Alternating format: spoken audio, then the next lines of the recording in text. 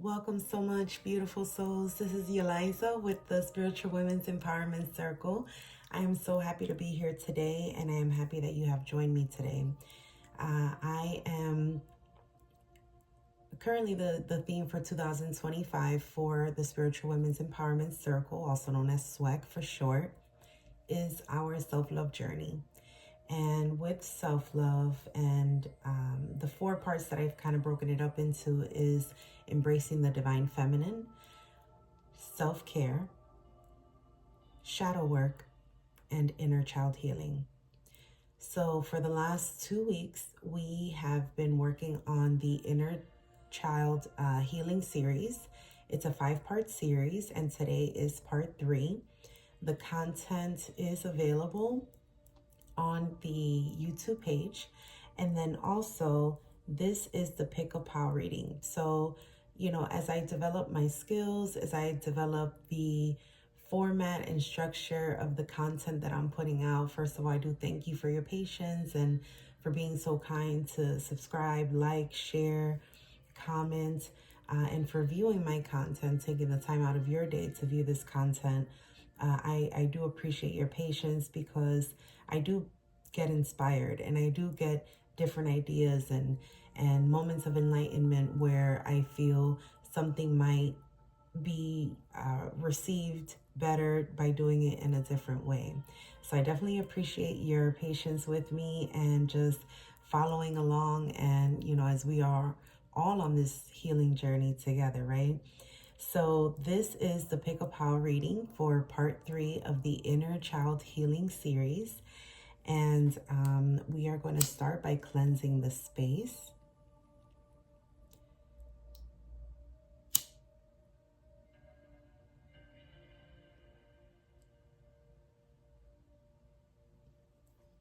All right, beautiful.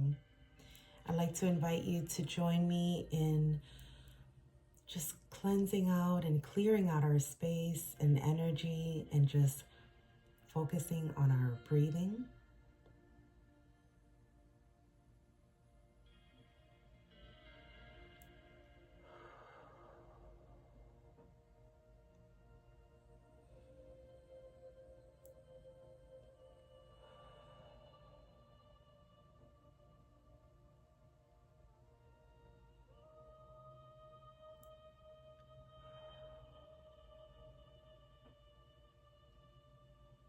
Okay, beautiful.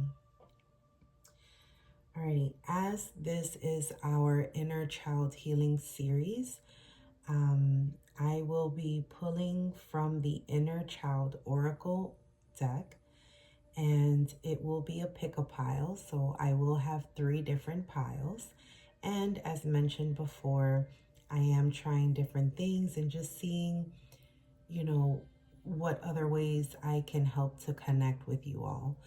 And so I've actually picked out 3 different crystals. We have a clear quartz, we have an amethyst, and we also have the rose quartz. And I also went ahead and made some little homemade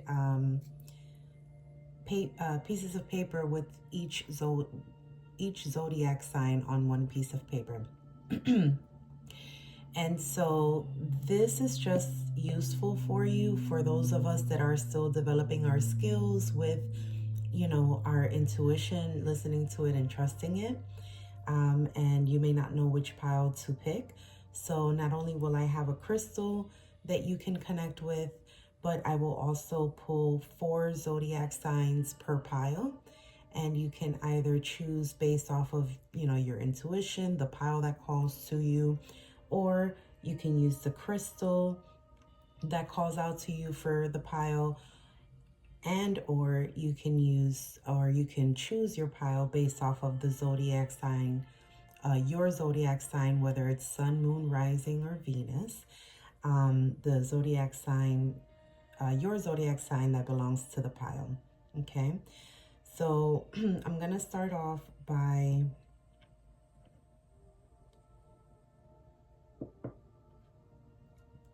shuffling my cards and then choosing the pile, or choosing a card for each pile. And And I'll place the crystal, and then I'll select the zodiac signs. Alrighty. Beautiful angels, thank you so much for presiding over this reading. I ask those angels of love and light only to be present at this time, our spiritual ancestors. Thank you so much. Okay, so pile 1, pile 2 came out. And then if I may have one more for pile 3, please. One more card for pile 3, please. For the collective, one more pile. Excuse me, one more card for pile 3.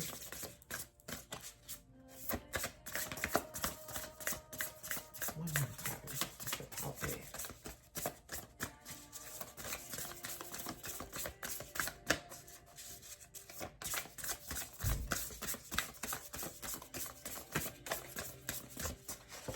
All right, last shuffle. If nothing comes out, we'll take the bottom of the deck for pile 3. Oh, I gotta take that one. All right. So we have our 3 cards, pile 1, pile 2, and pile 3. Okay. Pile 1, which is this one here, is the clear quartz. And it's the shape of a heart. Strong energy here. Pile 2 will be the amethyst.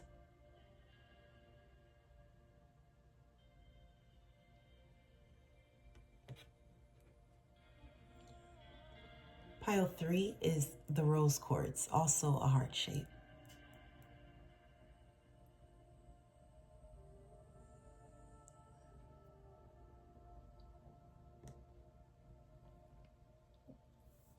Okay.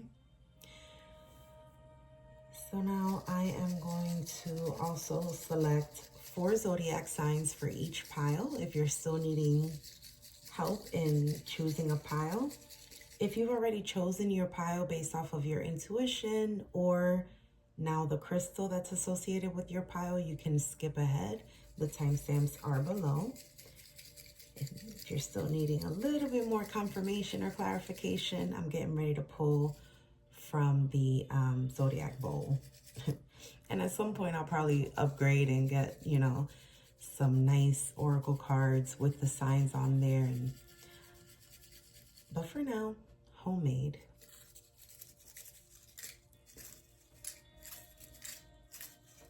All right. So for pile 1, we have these 4.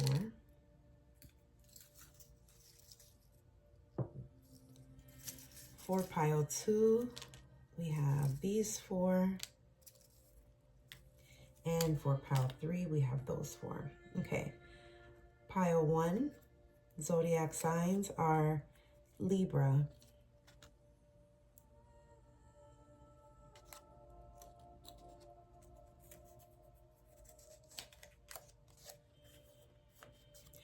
Aquarius,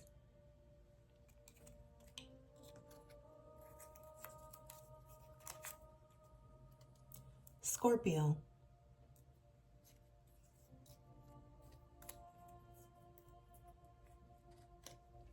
Virgo. All right, so Libra, Aquarius, Scorpio, and Virgo. And the clear quartz for pile number 1. For pile number 2, Taurus,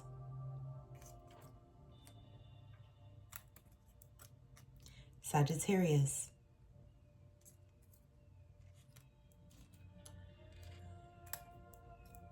I'll get back here,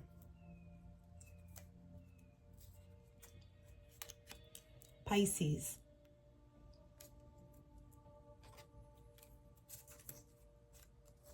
and Cancer.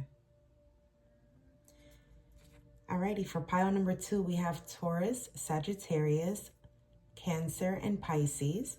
And we also have the purple, the amethyst. And then, of course, pile number 3, we have Capricorn,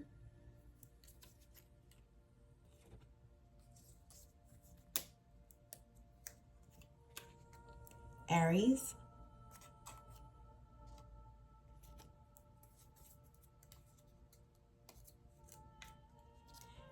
Leo,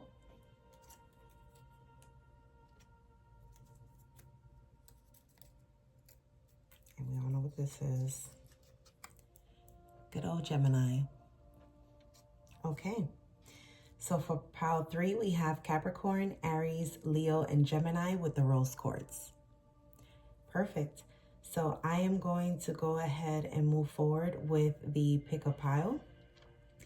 And we're gonna start with pile 1.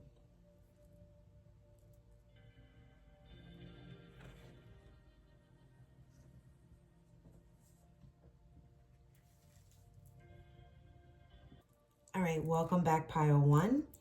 If you chose pile 1 based off of just your intuition, you know, good for you for listening to your intuition and following it and trusting it and honoring it.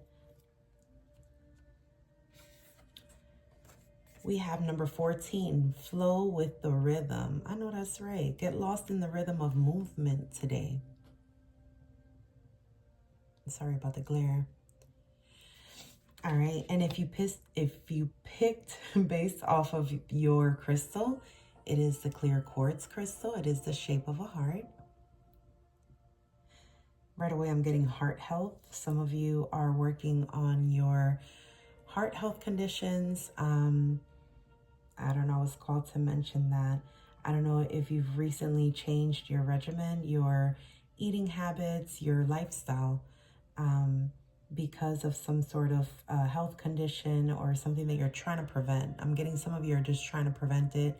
Perhaps it's something hereditary, or, you know, genetics, and you're trying to prevent it. Some of you are preventing it or trying to prevent, you know, as we, you know, age or get older, you know, the body may not function as quickly or as what we're used to when we're children and, you know, in our younger years.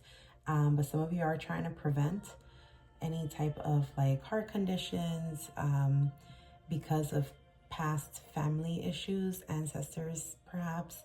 And then others of you are very much into a fit lifestyle, have maybe recently started a new regimen, a new lifestyle, and that's focusing on your heart health. Others of you have been on this journey for quite some time, where you have, you know, long ago, perhaps I'm getting vegan. Some of you have become vegan to help with your, you know, or preventing the some type of heart condition. Is something related to heart and the condition of it and the health of it. So heart health is definitely big for pile 1. Whether you've been on this journey, you know, for quite some time, you're just switching it up, or if you're just trying to prevent it, or if there's some fear behind that. Some of you may have lost you know, some parents or guardians when you were a child, when you were younger, and that has brought this lifestyle change for you as you've become older and as, you know, you've gotten older. And it's almost like you're trying to do everything in your power to prevent that from happening to you and to any other people that you love. So some of you may be a catalyst for change in that sense, where you're, you know, you try to preach to other people, you try to set the example, you try to lead the way for, you know, your younger ones. If you have children, perhaps, you know, in your household, you only cook certain things, you only prepare certain meals. Outside food may be an extreme no-no for you. But some of you, this is related to the passing on of a loved one, someone very near and dear to you, because of a heart condition or heart failure. And that is your drive. That is your motivation. That's essentially your fear. So very strong that came in. If you chose your pile based off of your zodiac signs, whether that may be your sun, moon, rising, or Venus, or If there is someone that you are watching this video for, someone that you may be trying, and I don't know why I'm being called to say this, but I'm being called to do so, so I will honor it. Some of you may have, maybe watching this for, I guess, not a reference guide, but a way to help someone that you know. So this is very family oriented. I'm getting, this has to do with, you know, your near and dear, your loved ones, people that you care about, people that you love, people that you're wanting to help, people that need help, people that need healing. And some of you are actually here for, you know, not only introspection for yourself, but also to share the wealth. You know, knowledge is wealth, knowledge is power. And so some of you are here to try to get more information on how to go about a certain situation. Maybe your child or a child that you care for may be experiencing some sort of issue, and that you kind of recognize it, and so you're trying to find different avenues to try and assist them. So, you know, lots of love and light to all of you that are watching, regardless of why you are here, regardless of your gender, regardless of, you know, your upbringing. And, you know, I do commend you for being on this journey, whether it's for yourself, someone else, or, you know, both. So again, if you were called here because of your zodiac sign, this pile number 1 is for Aquarius, Libra, Virgo, and Scorpio. Alrighty.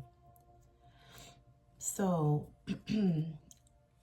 this card number is number 14. It says, flow with the rhythm. Get lost in the rhythm of movement today. And this is from the Inner Child Oracle. For those of you, you know, that enjoy numerology and the synchronicities of the number 14 can be of significance to you, as well as number 5. If you reduce 14, 1 plus 4 equals 5. So number 5 can be of significance. The month of May can be of significance. And the number 14 can be of significance. Alrighty, so let's go to the message. Flow with the rhythm. When we were children, dance and movement were natural parts of our being. We knew intuitively how to find joy in rhythm and how to express that joy within our bodies.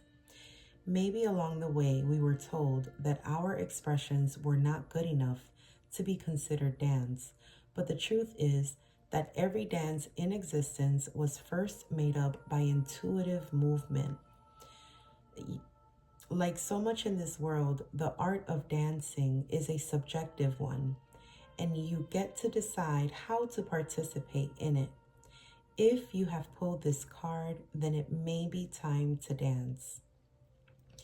So there's a playfulness exercise here that I don't typically go into this portion of it, but I'm being called to do so. It says to put on some music and let your body move with abandonment. This is a time for freedom and play, not a time to worry about technique or style. Dance for the pleasure of moving and release any thoughts you might have of not being good enough to dance. In the world of movement, there is no such thing as good or bad. There is only what you make of your experience. If you find it difficult to dance without judgment of your movements, try dancing with your eyes closed. If you choose to do this practice, I would suggest dancing slower and in a room with plenty of space. The responsive journaling prompt.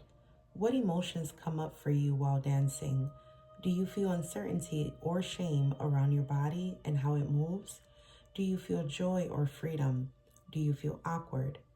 Whatever feelings might arise, ask yourself why it is that you might be experiencing these emotions around dancing. I am also getting right away with this dancing, you know, this inner child. That's our creative, that's our sacral chakra. Also our solar plexus. And I invite you to work with those energy centers and allow your creativity to flow. I don't know if some of you, and I was being called to this deck here. I'll get to it in just a second, but I get the energy of some of you may have been told, no, you're not supposed to move that way, or you're not supposed to dance in that fashion or in that manner, or no, now is not a time to dance. And it kind of dimmed your light. It kind of dimmed your light. I don't know who that came from, if it was, your parents or guardians, friends in school, people, bullies, your siblings. I'm not sure where it came from, but some of your light has been dimmed because dance is literally your joy. It's your life, it's your passion, it's your desire. For some of you, it's your calling, whether it be to dance, to expressively or express yourself through dance, or some of you are meant to like choreograph and teach dance. Others of you are physical therapy. I'm getting. I'm not sure, but it's very much something that was very big with your childhood, and it's almost like your light was dimmed in a way, and it's pretty much stopped you or blocked you from moving forward with that. It's almost like, yeah, I don't have time for that anymore. And you may have become very rigid with that. So I want to say to you, dance like nobody's watching. You can start slowly by yourself, somewhere where no one will see you. Maybe listening to different types of music, maybe listening to music that you used to listen to when you were a child, that can bring back those feelings, those emotions, and those memories of a time where you felt that you could express yourself. That's very both heartwarming and concerning. It's just a feeling of you want to be free. You want to be free. And this also applies to what I was saying in the beginning, was the initial message I got. This has to do with heart health. So some of you may have, I'm getting some sort of restriction where you're unable to dance anymore. Whether it be, obesity, or a handicap, or just something that's preventing you from being free, from tapping in and connecting with your childhood passion. Something, it could be the traumatic event of, like I said, losing someone near and dear to you, that it's taken away that joy, that desire, that passion. And I'm here to tell you today, this is your confirmation. It's okay to move forward. It does not take away any of the love, any of the memories, anything that was associated with that person or people that you may have lost in connection to this. It's not going to take away those emotions for that person. You're not erasing anything. If anything, you are amplifying. And that's very interesting because pile 1 has the clear quartz, which amplifies the energies. And so if you think that you're honoring the memory of someone, or feeling that you don't have what it takes to go on. And I just got the image of Save the Last Dance. It's a movie, and she is a ballerina, ballet dancer, and her mom passed away. She thought, sorry, spoiler alert if you've never seen it, but her mother passed away, and she lost all sense of passion to dance, because not only did she feel responsible for her mother's death, because her mother was on her way to her dance recital, but she didn't have that drive. She didn't have that motivation. She didn't have that inspiration anymore after her mother passed. So for some of you, that message might be very relevant. And, not honoring your desires and your passions is not something that person would have wanted you to do, or to live your life that way. So instead, honoring your journey, honoring your passion, honoring your desire is what's going to amplify your memories, the nostalgia, the emotions, your passion for life again. Some of you have lost that passion for life. And like I said, if it's something that is a physical ailment or it's impeding you from being able to dance or any other type of creative form of movement, exercise, whether it be something like walking, going for a walk, standing up on your own, being able to, go for a walk, or, it's even clean up. I'm getting cleaning up behind yourself. Some of you all have been wanting to, like, what's the word? Organize your space, organize your area, and it's become overwhelming. And part of that is I'm getting memories. Some of you have like some memory. Oh, I never know how to say that word. Memorabilia. But things that remind you of someone, and it's tucked away, it's stored away, and some of you have been avoiding that. And so that has caused fatigue, that has caused a lack of will and desire to do things because it's almost like you don't want to face it. I did get the calling to read or select a card from the Wisdom of the Shadow. The Wisdom of the Shadow. And we're actually going to get into this deck when we get into the Shadow Work series. But I am getting the calling for it now, so I'm going to go ahead and honor that. And this is, the imagery is very intense, very powerful deck, and very eye-opening, very introspective.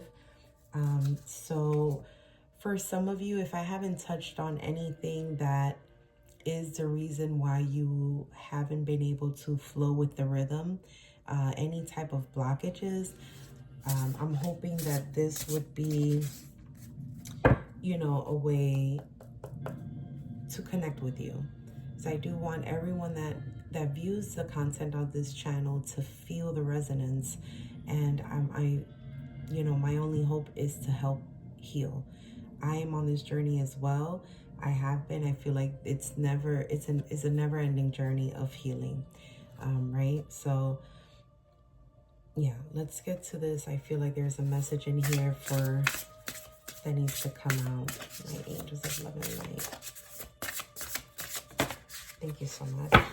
Tenderness. Oh, there's another one. There's another one in here. Can I get one more message? What message is trying to come out for the collective?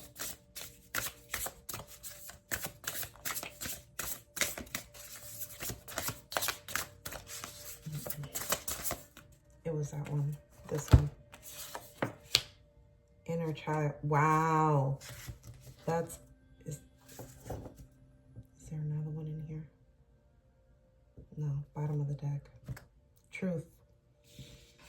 Okay, so the first card that popped out was tenderness. Okay, this is going to take tenderness. It's going to take that TLC for yourself, for your inner child, which was your next card, inner child.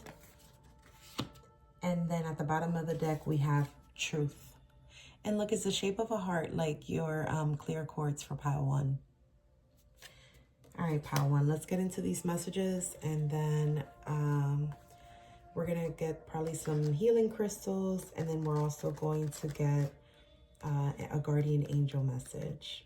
So starting with tenderness.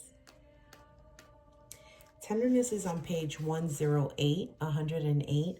8 plus 1 is 9. So again, for those of you that follow numerology, 9 we are in a 9-year actually as well. And 9 is the ending of cycles. So it is time for this cycle to end. It is a time for one door to close so that another one may open. And so we are wrapping up cycles that are no longer serving our highest good. And we're doing it with tenderness. And we're starting with our inner child. Because these inner child wounds we carry through into adulthood. these inner child wounds affect our relationships, both platonic and romantic, even career-wise. It's something that does need to be healed, with tenderness, being gentle and kind with yourself. So the tenderness message says, we are not machines, we are humans. Regardless of what lives we create for ourselves, we are vulnerable to hurts. We are susceptible to burnout and many internal burns that cannot be seen by the eye. We need spaces to recharge, realign, renourish, regenerate. We need spaces to offer tenderness and tending to ourselves. If we don't offer this to ourselves on a regular basis, we are likely to walk around feeling fragile. Tenderness and tending don't have to come when we are already burned out. We can create spaces for ourselves to mend, heal, and be so that we can avoid that outcome. If we were offering tender healing to a physical burn, we might call in some regenerative herbs, be very gentle, and create a space where the repair could take place. We can offer this tenderness and healing to our inner burns and invisible hurts. Think about ways that you push yourself beyond what feels good. Think about ways that you offer yourself tenderness or hold back tenderness. Notice what tenderness is being called for in this moment, be it mental, emotional, physical, energetic, or some other layer of your being.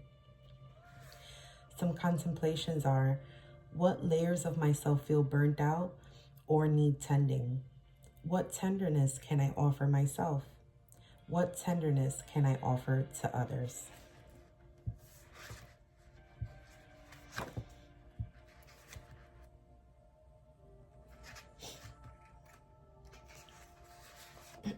The inner child card. I listen to the parts of me seeking to be heard. I look at life through the lens of playful curiosity. So much about our lives were shaped before we were even consciously aware of what was happening.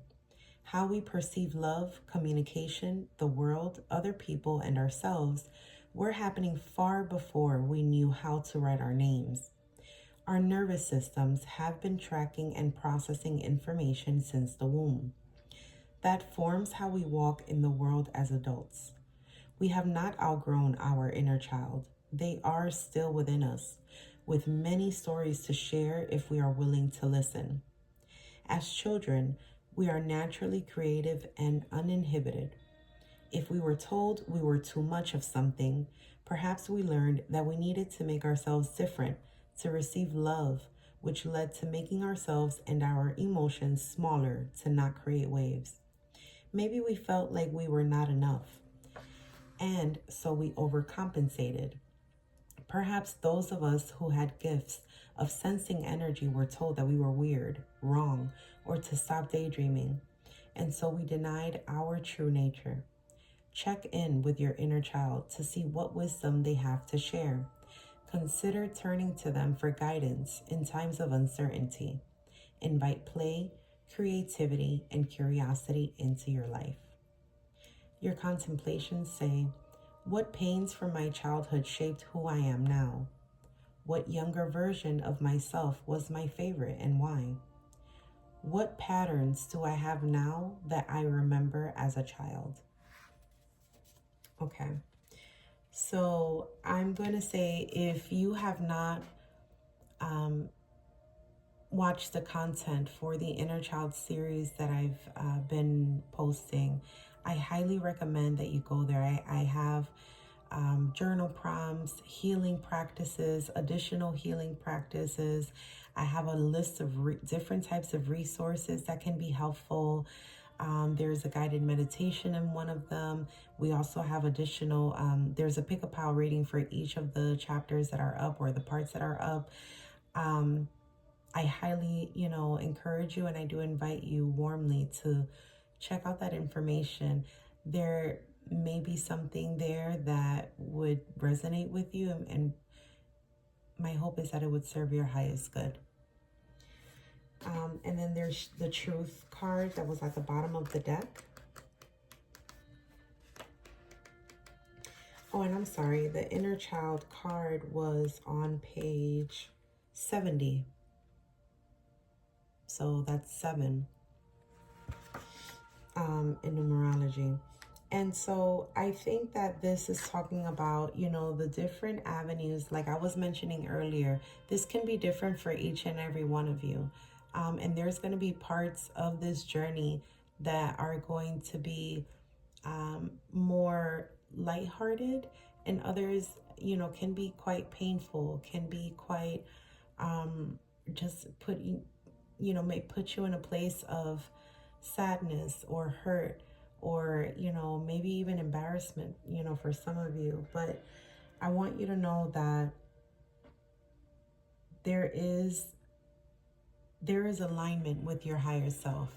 There is a journey to the path of alignment with your highest self, your most authentic self, in a place of acceptance, in a place of forgiveness, in a place of gratitude for those experiences that we have overcome, that we have endured in our lives.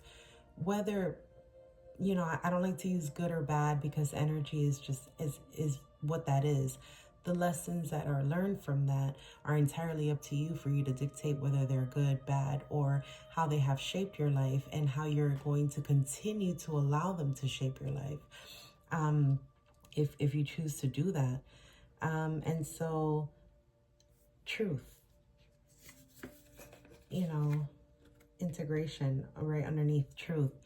It's going to take your truth to align, to heal the inner child, and to align with your highest self. What is your truth? Okay.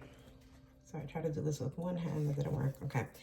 Wow, I went right to it. And wow, look at this. Truth is on page 110, which technically 1 and 1 is 11. We don't reduce that because number 11 is a master number. And so the truth, you can reach a level of mastery with this master number 11 and with your truth. What does that mean to you? It says, I am willing to look at the truth before me. I see through illusion and delusion. There are times when truth is right in front of us, lit aflame, as clear as the eye can see, and yet we don't see. Perhaps we are wanting a different truth. It hurts so much that we want to deny its existence. There is a fear of following the heart, gut, rather than what is logical. Or we are wishing for the truth to change into a different form. Whatever the reason, this is a call to look right into the flame of truth. When we break through our ability to see truth over illusion, we restore our deepest sense of empowerment. When we are willing to sit with truth, no matter how much it hurts or stretches us, that is where we can move forward and make changes that will actually serve a greater good. Illusions can be very comfortable, but not as comforting as sinking into a truth after it sings. The more a truth hurts, the more illusion it is shattering within us or around us. Think about ways you might be sacrificing your own truth or sharing untruths for the illusion of making someone more comfortable. This creates more harm to them and yourself. Become aware of what you know to be true under what is spoken or shared. Witness illusion and truth around you. Consider sharing difficult truths with others and yourself. Your contemplations. What truth is right in front of me that I don't want to see? How have I not been following my inner truth? And what is my core truth that I have not shared with others? Very powerful. Very powerful.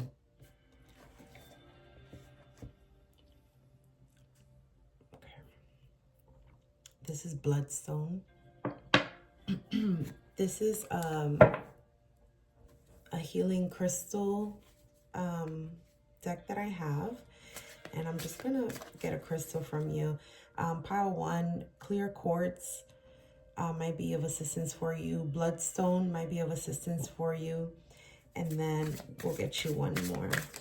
Thank you so much. Oh, you have quite a few here. Yeah, this is very, very intense energy, Pile One. So you got the blue lace agate,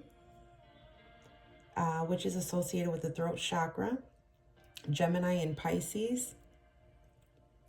Numerology number 5, which was your first card. Number 14, 4 plus 1 is 5. So the blue lace agate, it soothes skin problems associated with redness and irritation. It guards against sleepwalking and promotes good sleep. It relieves tension-related headaches and high blood pressure. It helps to accelerate the repair of throat and lymph infections. Getting lost in the rhythm of movement today.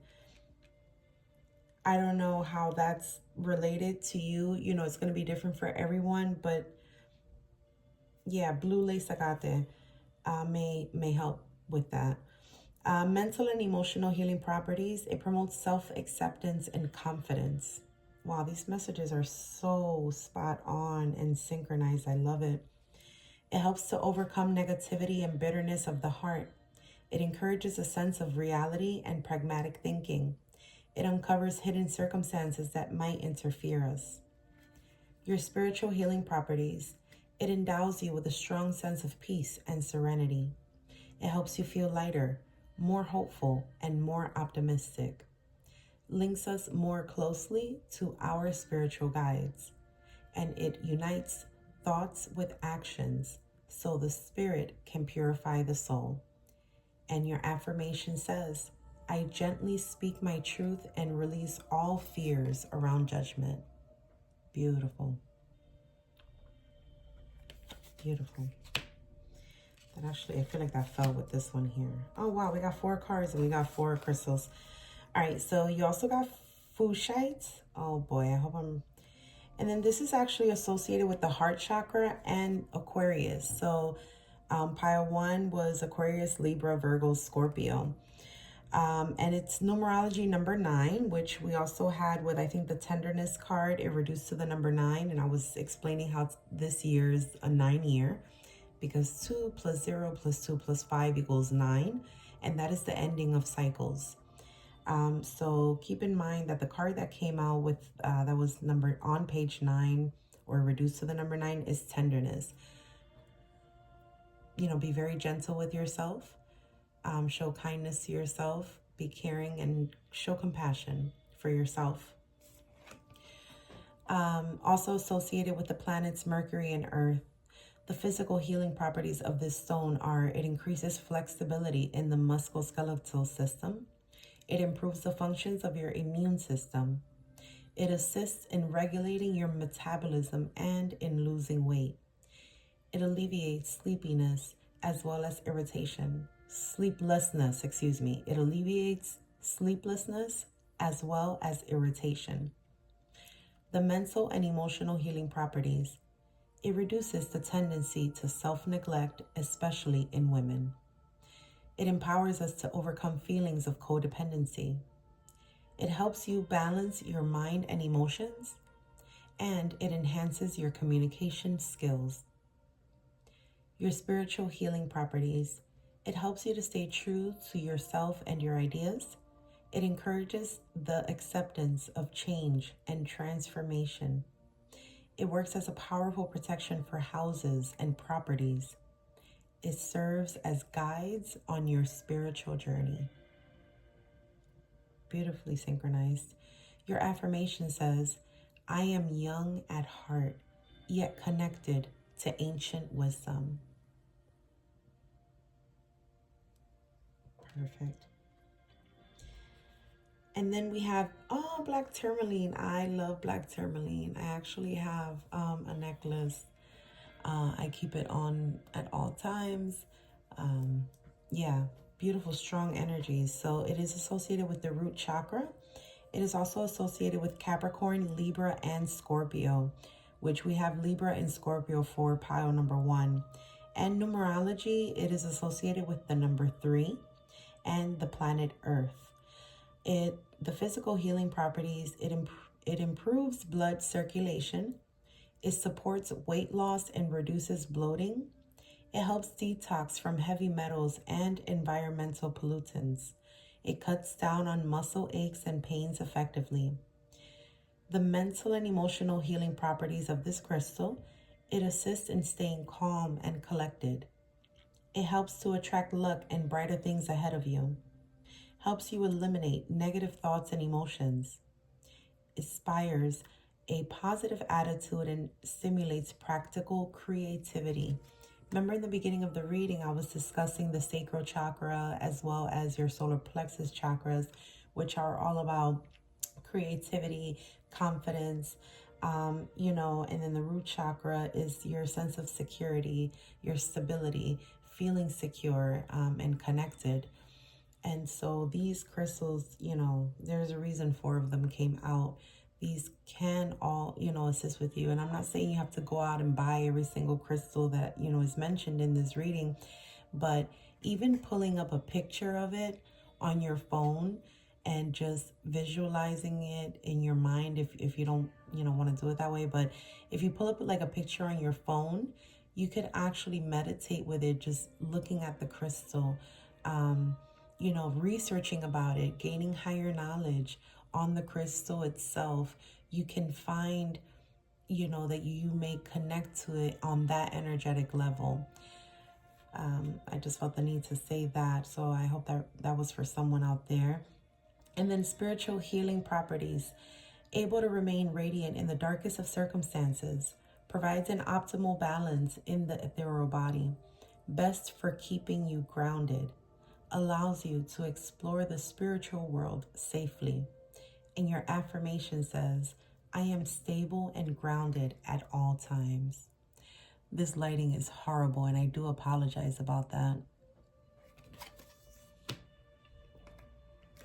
Beauty light. And this came out with the Truth card. The chakras are root and heart. The zodiac, Aries and Virgo. Virgo is also in pile 1. The element is water and earth, and also numerology number 3, just like the black tourmaline. The earth is the planet associated with this planet, with this crystal. The physical healing properties of this crystal, it's thought to, wow. It's thought to help with heart disease. It assists with bones and the skeletal system. You can't make this up. Energy does not lie. Thank you so much, angels. Thank you. It assists with bones and the skeletal system. It is powerful energy. Its powerful energy can increase your pulse. It increases the libido and advocates for sexual health. The mental and emotional healing properties of this crystal, it encourages us to honor ourselves and our aspirations. It balances one's inner emotions with external experiences. It is helpful for learning to trust oneself and others, and it increases one's personal power in relationships. The spiritual healing properties of this crystal, it brings one's dreams and inspirations to life. Very synchronized to what I was saying at the beginning of the reading regarding some of you, this was a childhood passion or desire. It helps us see our worthiness through the eyes of the divine. It encourages us to nurture ourselves with healing self-love. It enhances our vitality and life force. Beautiful. Your affirmation says, I am the embodiment of love and I walk my life with clarity and purpose. And now the sun is back, so the light, maybe, I'm sorry about that. I promise you all, things will get upgraded as I move along on this journey. Beautiful. And then we're going to close with a guardian angel message. Yes. Guardian angel message. Thank you so much, angels, for these beautiful messages. My goodness. Can I get a guardian angel message for the collective to close out this reading for oh my. for pile 1. Thank you. So you actually got 2 messages. Wow. And one of them is inner child. Nurture your inner child and begin to express the awesome beauty you hold within you. We live in a world where a formula exists for everything, yet love and creativity have no formula. They do not need to be studied, simply nurtured. Beautiful. Regularly set aside some time to just play. Wow, what a beautiful message. Super synchronized. I love it. All right, and then this one says manifestation. Believe in yourself. Trust your instincts and follow your heart. For in doing so, you shall manifest all your heart desires. The life you have for so long aspired to create will soon manifest. Beautiful message, beautiful inspiration. Thank you so much, Power One. I hope that you were able to receive this message with the same love and light that I have relayed these messages with. And I wish you so much healing on your journey and on your path. And until next time. Okay, pile 2. If you chose pile 2 based off of your intuition, amazing that you have developed that, where you're able to listen to your intuition and trust it and honor it. If you chose based off of your crystal, it is the amethyst crystal. And if you chose based off of your zodiac sign, this is Taurus, Sagittarius, Pisces, and Cancer. All right, so for pile 1, I meant to say that when I moved the clear quartz crystal back, because pile 1 had the clear quartz crystal. Some of you were unable to choose between pile 1 and pile 2. I'm getting some of you like sun sign and moon sign or rising sign was in between both, and then you, I don't know, probably love both crystals. But if you were called to pile 1, there might be a message in there for you, because it's the second time I was getting ready to say something about pile 1 for this pile. All right, pile 2. Your card is, oh, what a beautiful card. Your card is number 42. You deserve to be seen. Let yourself be known. And it is number 42. So 4 plus 2 for in numerology reduces to the number 6. So 6 can be of significance to you. This could be related to something maybe when you were 6 years old. Maybe something happened in your, during your childhood when your parents or guardians or someone very close to you was the age of 42. Perhaps you're dealing with a 6-year-old or some that may have just gone through something traumatic. I'm not sure exactly how this may be a relevance. The month of June might be relevant as well. The name June I'm getting also. Someone can be named June, can be related or relevance to you. And then we also have, I don't know, it's a beautiful little, it's a deer. We have a bird. We have flowers. It looks like, I don't know if that's snow. And then we have this big old moon right here. Oh, and Cancer is in this pile. So that's the moon. That's that's Cancer. So let's dive deeper into this message and see what is going to come out. This is the Inner Child Oracle book or Oracle deck. And let's go to number 42. Which is on page 77. So you may have been seeing a lot of 77 lately. I know I have. I'm a Cancer rising as well. So you might have been seeing the number 77 a lot. I've been seeing 77 for some reason. Every time I look at my phone, or just about every time, I have 77% on my phone. Either 77 or 88%. So some of you, the same thing might be relevant. July 7th can also be relevant. 1977 can be relevant as well to the other numbers that I mentioned earlier. And I may just pull from the Angel Number Oracle deck as well, because this is giving me a lot of numerology, a lot of significance around numerology for pile number 2. So let's get into the message. Within each of us, no matter how deep it might reside, is someone who desperately longs to be seen and cherished for who they are. This is a normal desire that is crucial to our well-being and the embodiment of our true self. It is not selfish, nor is it anything to be ashamed of. The gift of being seen is something that was meant to be given to us as children by a trusted caregiver, but sometimes they were unable to do so. There can be various reasons for this, and even if a caregiver did love us, they might still not have been able to truly see us as we are. In truth, it can be easier to see a person through our own lens instead of letting that person show us a new view of the world. If you feel there are parts of you that would benefit from being seen, now is the time to do so. In the same way it is healing for another to see us, it can be just as beneficial for us to see ourselves. Okay.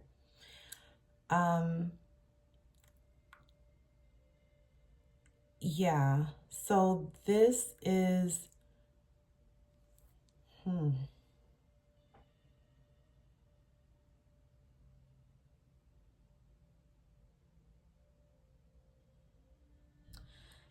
I'm getting a lot of starseed energy here. I'm getting a lot of starseed energy. I'm getting a lot of you in childhood were aware of this. We're aware of like your abilities. And you kind of hid them away from everyone, family members, school, the world. Some of you, I'm getting even yourself. You tried to like shut it down or try to downplay it. But some of you are very, very, which, wow, surprising, not surprising, but the amethyst is very much connected to the crown chakra and the third eye chakra. Very, very intuitive type of crystal. Very, it can strengthen your psychic abilities and your spiritual gifts. And so this is very much giving me like, for some of you, not all of you, obviously, some of you, have learned how to embrace your gifts, but I'm getting quite a bit of you because this is an inner child healing series. I want to say that this is something that has caused a blockage and is stemming from childhood. So some of you very early on were aware of your gifts, and it was either I'm getting some of you might have felt betrayed because of a loss of a loved one at a very early age. And it's almost like, well, I don't know if you knew it was going to happen or you just didn't know how to deal with it at the time that it happened, because your spiritual gifts were there. And it's almost like you felt like you should have been able to prevent it or something. That might be a very specific message for someone, but I am getting that very strongly. Wow. Yeah, it's not your fault, love. Like, I hope you know that. And yeah, I'm sending lots of love and light, but that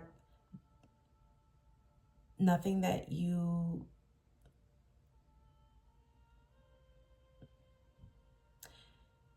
it was a fated event. Okay. And I can feel the hurt, I can feel the pain for whomever you are. But there's nothing that you could have done to prevent that. That was a part of your life's path in this lifetime. And I'm going to respectfully move away from that energy, but this is very important at this time. This is a pick a card reading for the Inner Child Healing series. It's a 5-part series And we are on part 3 today. And for card number 5 to come out, some of you are really battling with yourselves with this, with something that you've played down, like you've just downplayed it, you've shunned it away, you've put it away in a box, and you don't want to bring it back out. And this is confirmation that it's okay. See, this image, oh gosh, I'm sorry about the glare. This image, you can see the light. So it's almost like the sunshine is here, but up here is the moon. And it's like you've been hiding whatever gifts. I'm not sure exactly what it is, because it's going to be different for each of you, but you are hiding who you are. And I'm getting, that's okay, that makes sense now, because that I was getting very heavy, the star seed energy. Some of you are star seeds. Some of you are star seeds. That's where I'm gonna go next. From that oracle deck. Some of you, I'm getting, you remember who you are. Remember who you are. So powerful. Remember who you are. Okay. Let me go to here. And if you are aware that you are, if you are aware that you are a star seed, and that's not necessarily the part of you that you are hiding away or trying to, you know, keep on the low, but you've been wondering who your starseed family is, I want to say that it's a time of, that's not what I want to say. It's a time for you to rewrite the story that you altered when you were writing your own narrative. Okay. For whomever that message is for, you know exactly what I'm saying, but I'm going to refine it a little bit. You know, you're a star seed. You wrote a story of what you thought it meant to be that. The outside world, the 3D world, is you're trying to be in both places, 3D and 5D, and you're stuck somewhere in between. And now it's time to make the jump to the 5D. That is a very specific message as well. And this is your starseed family. This is where you're going to start to rewrite your narrative. Okay. I'll pull a card from here as well, but I want to get into the collective. All right, starseeds, let's get it. This is the Starseed Oracle deck by Rebecca Campbell. Artwork is completed or done by Danielle Noel. I absolutely love this deck. I use it pretty much daily. I do give myself a daily reading. And yeah, this is the deck normally that I use. So we're going to tap into this. We're going to do a 2-card pull. The first card is going to be your soul whisper. So what your soul is trying to say to you or wanting to say to you, the message that your soul is wanting to give to you. Holy cannoli. All right, we're going to take the one that flipped upwards. This is your soul whisper. You are not alone. Isolation, physical connection, and community. Look at that imagery. Beautiful. This is your soul whisper. I'm going to clarify. First, we're going to get a grounded action for pile 2, please, angels. What is the grounded action that they can take? What is the grounded action that they can take, please? For pile 2, please. For pile 2. I knew it was that card. I should have taken it. It'll come back up. This one. I remember. Soul plan. The fated life. Wow. The fated life versus the destiny life. This is your grounded action. All right, let's get to your messages. Thank you so much, angels. All right, you are not alone. Isolation, physical connection, and community.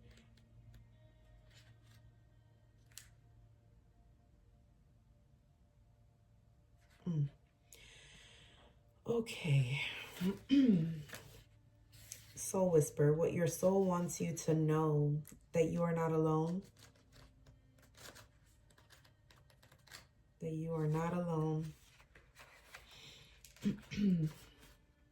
Sorry, I got a little deep there. Okay, so this is what your soul wants you to know, that you are not alone. The older the soul, the deeper the cave. Many starseeds and old souls enjoy their own company. Spending time alone can be comforting and necessary for their vitality, as it allows them to commune with their soul and fill up their energetic resources, especially if they have an underactive or open root chakra or find it hard being human. Many starseeds find it more nourishing to retreat than to spend their time in meaningless conversations and relationships. However, we must remember that we are not here to go about this life alone. Humans are pack animals, and we all need the love, company, and support of others, both emotionally and physically. In our increasingly online world, we can be connected to more people and yet feel more alone and isolated than ever. There's still so much we don't know about the energetic side effects of things like social media. With so many people knowing our news, what is it doing to our auric field? Commonly, we find ourselves in constant conversation, yet lacking the genuine connection of physical community and touch. The main message of this card is to step out of your cave and physically reach out to those in your life, to replenish when you need to, but not isolate yourself. This could be seeing friends and family who live nearby or having a regular catch-up walk with someone. In what ways can you open yourself up to the people who are physically in your life, those you truly know? Wow. Your soul wants you to connect. Your soul wants you to connect. And it's about having healthy boundaries, right? It's about, like it was saying here, replenish when needed, but don't isolate yourself because of fear, because of anxiety, because of the unknown, because of the craziness that we have going on in this world. I, that's not your mission. Your mission starts with remembering who you are, the power that you carry, the energy, the star seed, the light worker energy that you embody. You need to get back to that. Your soul is asking that of you. And your grounded action. So this is the action that your soul is guiding you to take in order to remember who you are. Your card is I remember. On page 76. Where's You're Not Alone? Wow. You're Not Alone is on page 130. 3 plus 1 is 4. So the number 4, Archangel Michael. Okay. I remember. This is the action your soul is guiding you to take. I remember. There was a moment before you were born when you chose the conditions of the life you are living right now. When you plotted out these exact moments along the timeline of your life, we live in a world of free will, and therefore these moments become our destiny only through saying yes. The fated life is the one we were born into. The destiny life is the one our soul chooses, and it takes courage and faith.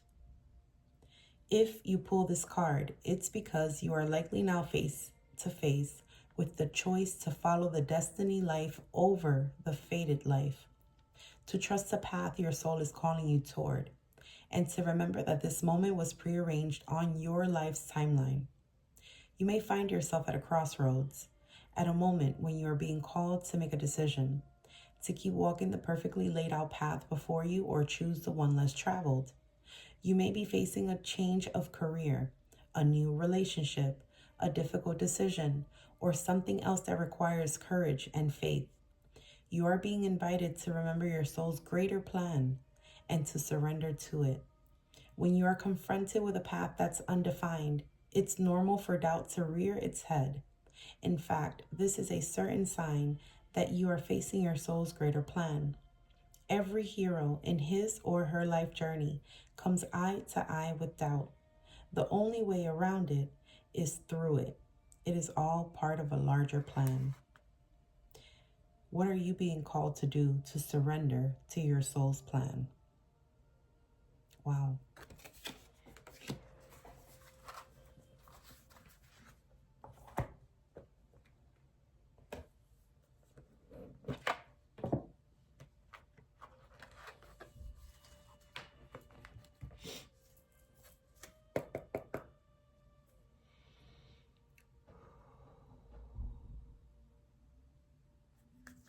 Some advice, please. Ooh, boy. That's too many. Some advice for pile 2. Advice for pile 2 from the Lyran Starseed family, please. Advice for pile 2, please. For pile 2.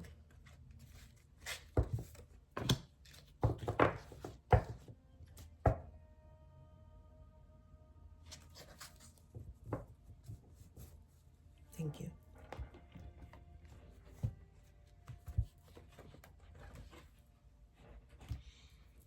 You got number 17. 7 plus 1 is 8. And it's the sexual liberation card. It says libido, artistic projects, romance, and union. Which one was it? The you deserve to be seen card, I believe.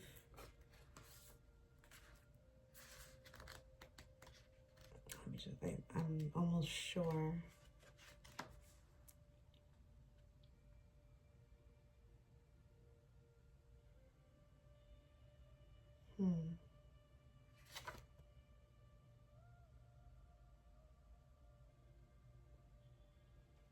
Sexual liberation. Okay, let me read the message.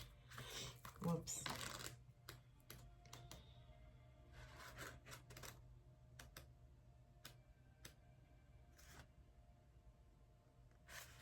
Yeah, this is, okay. We want to speak today on the topic of sexuality and its full potency for the evolving human. For one to fully access the topic of sexuality, it is of first importance to recognize the immense imprint sexuality has much beyond the scope of pleasure. This energy is a foundational force serving as the gateway to life itself. Unfortunately, due to institutions on your earth plane imposing a guilt models dealing with this energy, a large segment of the current population is disconnected from the potency of sexuality, and we seek to enlighten you on this concept today. Sexuality can be defined from our vantage point as the act of two energies or more merging together in conscious union in order to birth something new into reality. This aspect of birthing fuses together all parties involved and does not just apply to species procreation, but towards everything on the creation scale, from ideas to projects to even alternate realities, timelines, and the creation of planets and universes. Yes, you heard that correctly. Your sexual energy, when harnessed from the higher dimensional field, can bring into birth universes, and this is the immensity of its true power. As the human continues to expand up the dimensional ladder, they will begin to understand sexuality from this multidimensional viewpoint, where its potent energy can be directed towards any conscious venture of creation. Indeed, sexuality is the expression of source creation to bring to life all that is, and we want to guide you back to your highest sexual potential. This exploration begins by being fully open to the concept while becoming aware of any forms of institutional programming they have impacted what sexuality means to your psyche, often cases being guilt and shame association. The free human will be tapped into their sexuality from the higher energetic perspective, and your soul is guiding you back towards the ancient ways to truly use this energy. An alternate meaning of this card can indicate that now is a ripe time to get creative and use your natural abilities to infuse more innovation into your life. Know that creativity and sexuality are always one with each other, for they arise from the same source of birthing something new. This is the true power of sexual liberation. Free yourself. Again, if you were drawn to pile 1, there may be a message in there for you or messages in there for you. It's very much connected to freedom, liberating oneself. This is a little bit more geared towards sexuality. So if your experiences as a child included any type of sexual molestation, if you are a rape victim, if you are a victim of sexual abuse by a parent, any type of incest, this message might be for you at this time. It is time to break free from that hurt, from that dark energy, and from that mentality. It is blocking your relationships. It is blocking your manifestations. It is blocking you from creating. It is blocking you from abundance. And it is not your fault.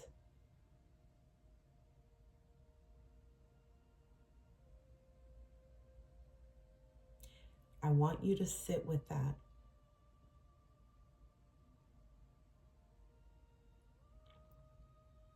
It is not your fault.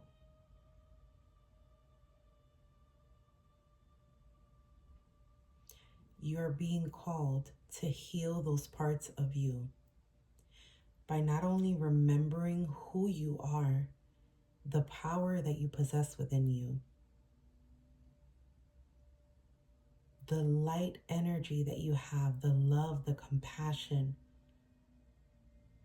It is time to reclaim your power.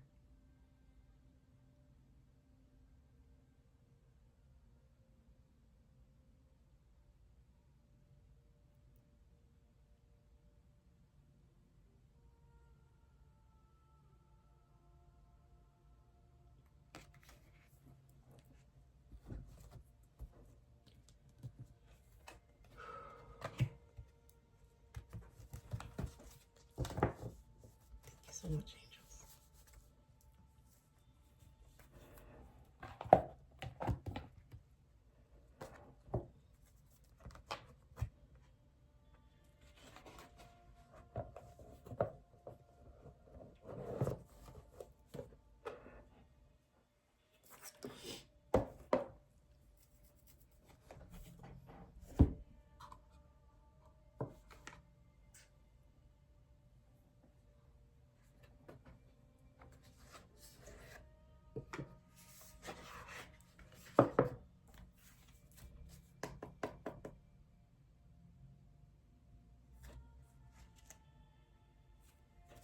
What is blocking pile 2 in love?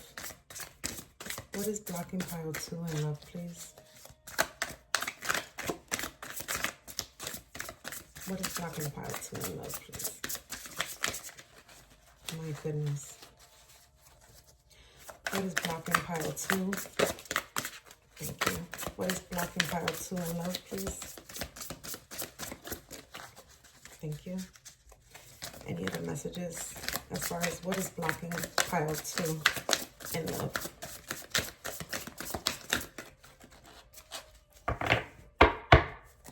Last shuffling. What is blocking pile 2 in love?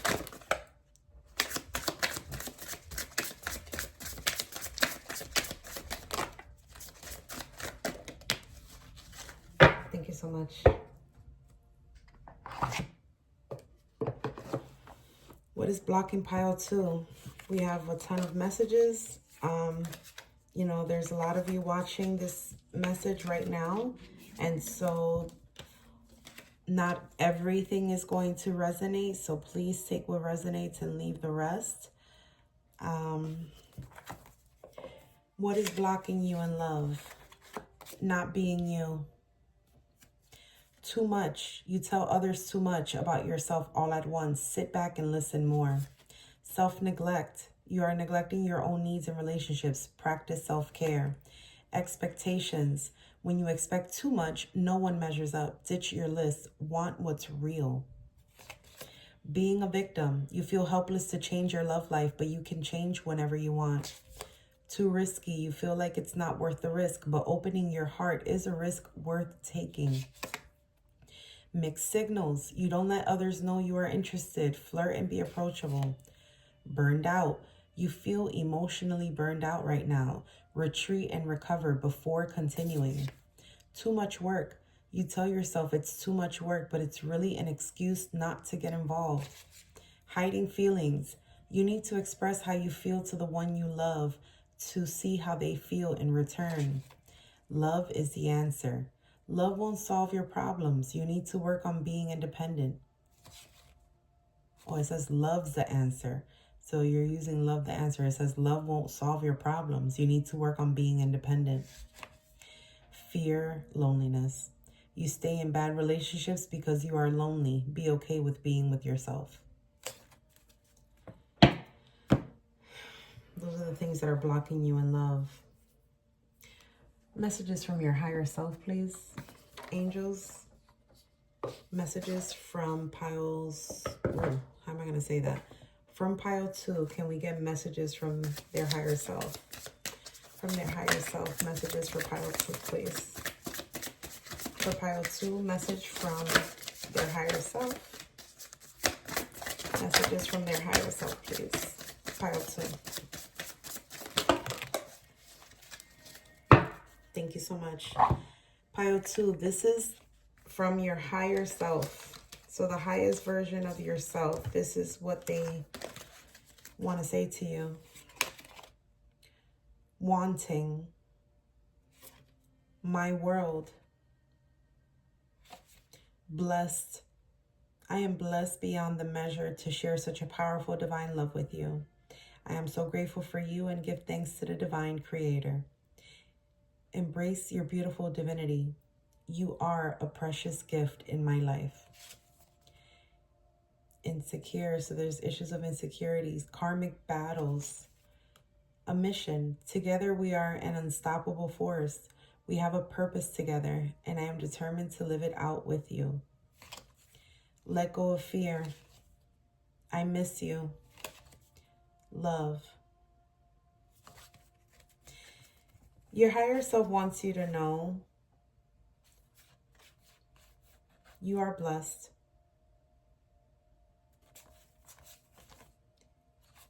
And it's almost like they missed a version of you that was like high vibrational.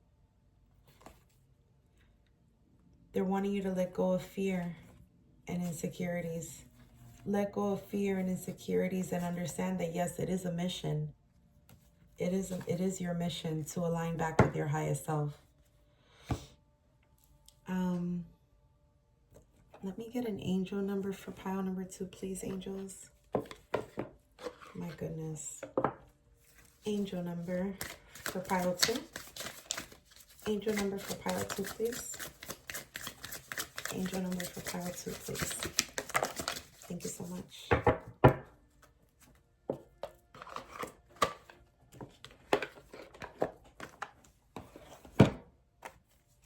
Wow, 555. Success, balance, finances, success, wealth, cycles. What goes around comes around. A lot of money is coming your way. Fortune refers to more than just monetary and material success. If you don't appreciate the people in your life now, you won't have them tomorrow. This message encourages you to take personal responsibility and use it to realize your greatest potential.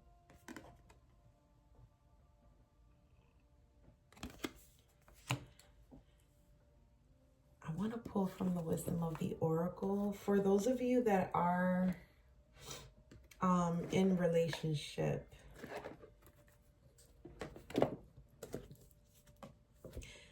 and relationship with,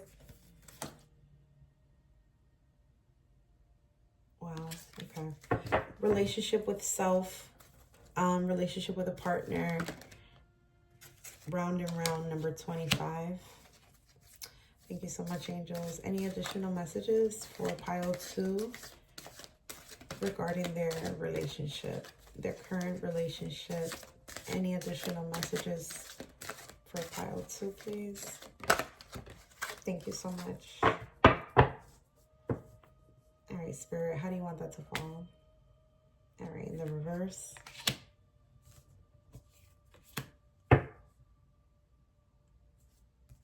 My world. Okay. You all got round and round, number 25, which reduces to the number 7. There was a number 7 in here somewhere. I can't recall exactly where it was right now. And then you got the yang energy, which is the masculine energy, number 1. And that came in the reverse. I'm going to get into the messages. I'm going to read the oracle message. And then also I'm going to read the relationship message. And then just take what resonates and please leave what, what doesn't for someone else. Number 25. Number 25, which is round and round. Okay. The Oracle's message. The appearance of this card is a reminder that although it may appear that you've gone backward, the truth is that you are standing at a higher level. Looking down into your circumstances, you will learn something, do something better, and break a cycle set up in the past. You actually have a bird's eye view of your initial footprints and can access the wisdom and lessons learned. The relationship message says, are you wondering, how did I get here again? Does something feel familiar right now in your dynamics with others? Maybe a little too familiar? Don't be surprised that you found yourself repeating an old story with the same sort of person, who may not look similar, but who attracted you because of your easy acquaintance with his or her qualities. Your relationship is a mix of what is good and what is potentially challenging. You have been drawn to this person through the perfection of Spirit's plan for your evolution. You may have circled back to an accustomed spot, a familiar place, but that's fine, as you get to do things again, only differently this time. For you learned something of great value since the last time around. How will you choose to behave now that you are aware? Remain curious and stay out of the blame game. So a few things caught my attention with this, with the oracle message and the relationship message. It says you will learn something or do something better and break a cycle set up in the past. A lot of you are aware, and then keep in mind we had the number 9. Oh gosh, I can't remember if that was pile 1 or not.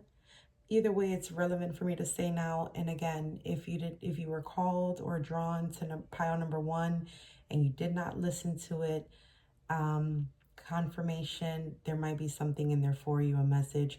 If you did listen to pile number 1 and you're also listening to pile number 2, that is a great use of your intuition. And this is double confirmation that yes, there are messages in pile 1 and pile 2 for you. This is a cycle that you are well aware of. We are in a 9-year. The number 9 is significant. September can be significant. Virgo can be significant. The date, the number 9 years old, 9 years ago. 7, I'm also getting 7 with this number 25 card, reducing to number 7. The 25th can be significant. 7 can be significant. July can be significant. I think I said July 7th earlier as well. So July can be significant. The 7th, the 25th. Definitely the number 9. Some of you are getting ready to end a cycle. Some of you are getting ready to end a cycle. This might be a very specific message, and I'm not trying to rustle any feathers. I'm not trying to open up a can of worms. I'm not judging. I'm not doing anything with a lower vibrational energy. I am simply honoring what's coming to me. Some of you are in partnership or in a secret relationship with someone that it didn't start off consensual. It was not a consensual relationship, meaning one party was opposed.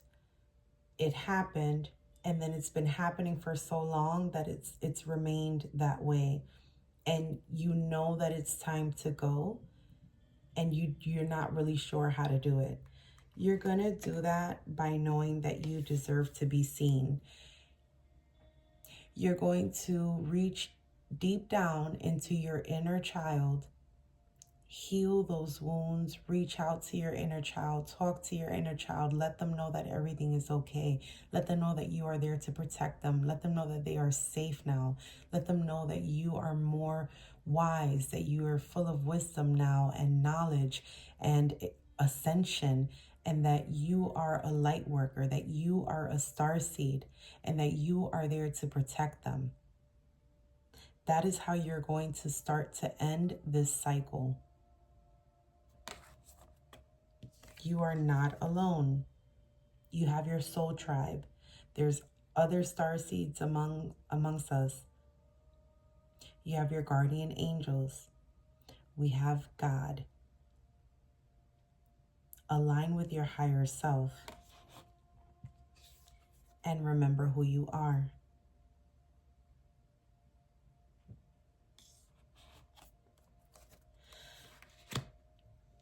Because there's a lot of abundance coming your way.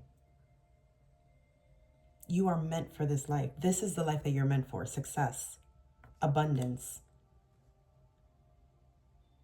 And abundance, like that card was saying, is not just finances. It's not just money. It is a part of it. But, you know, when you are in good health, when you have blessings coming your way, I'm talking about things that you didn't even think, miracles.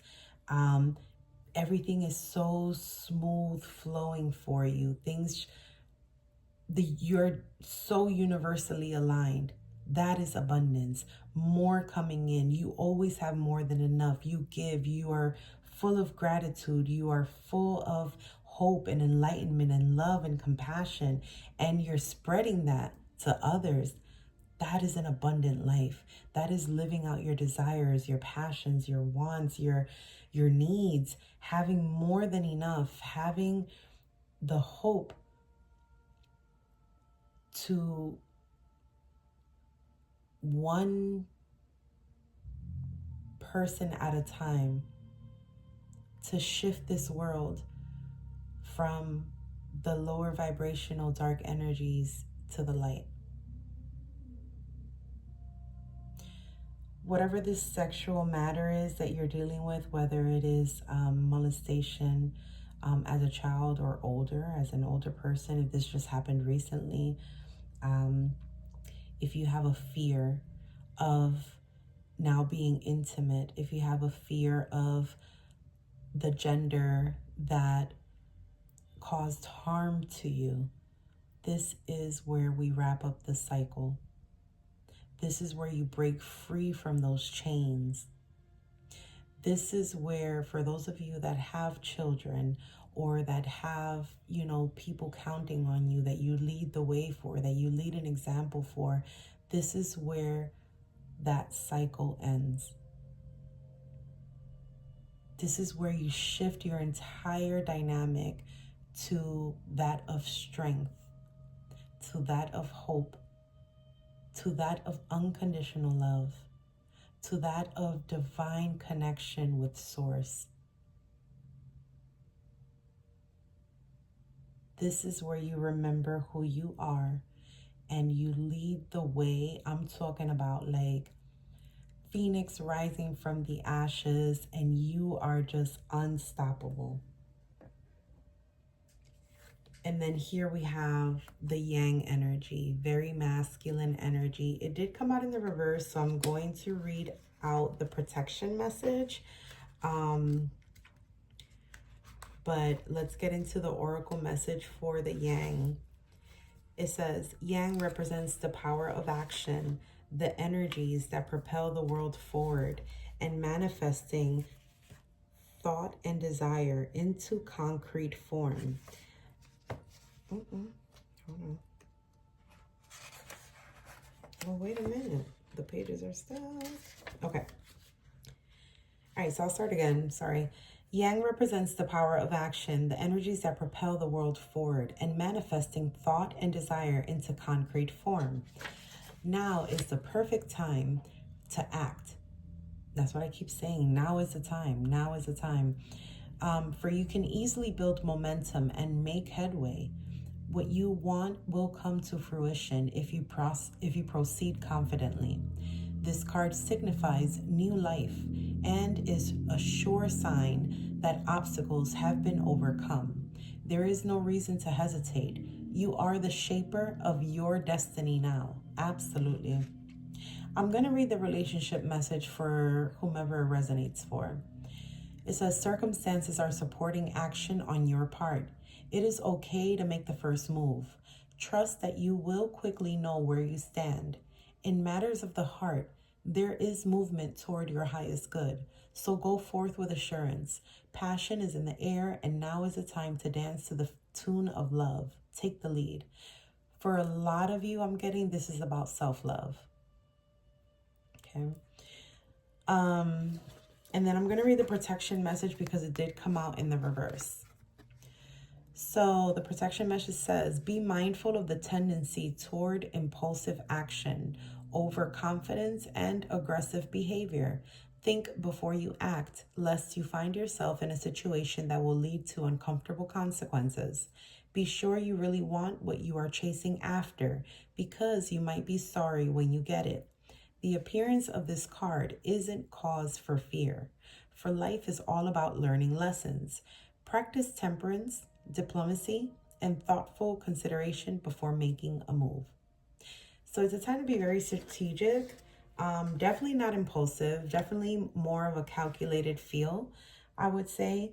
I think that you have the knowledge. I think that you need to believe in that. I think that you need to believe in yourself. I think that practicing self-love is going to be the foundation of all in this case.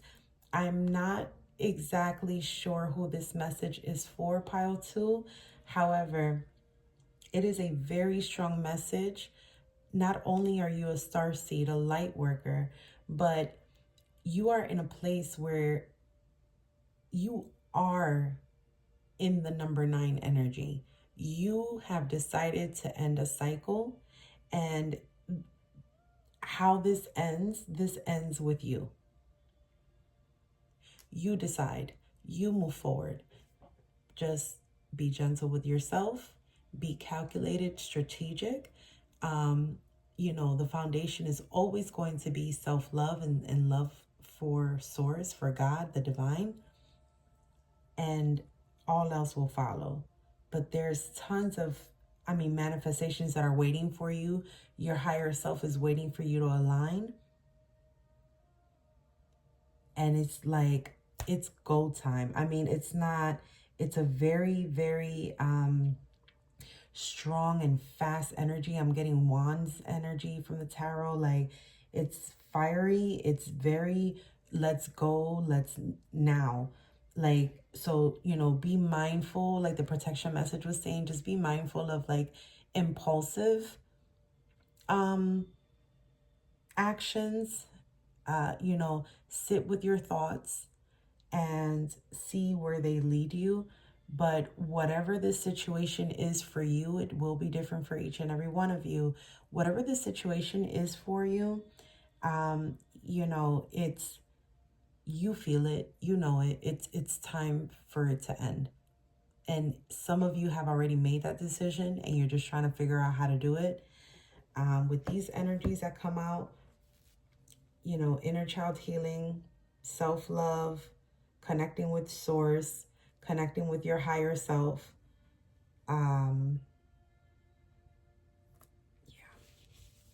Remembering who you are.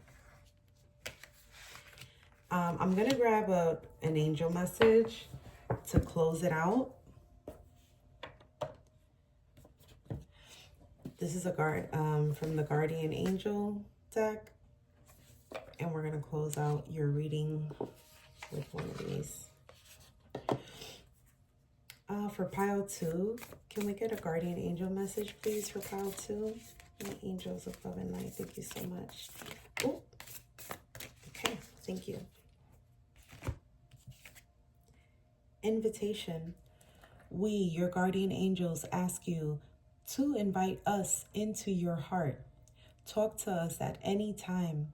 Share with us your fears and concerns, as well as your joys and pleasures.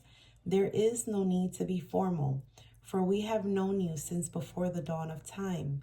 In fact, we know you better than you know yourself, and we love you just as you are. Beautiful message.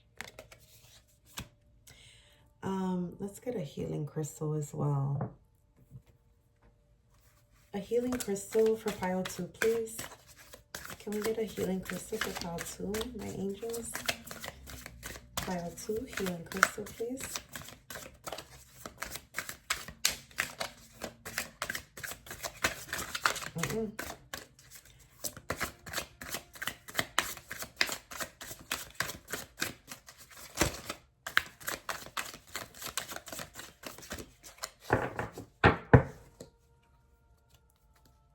Pink opal.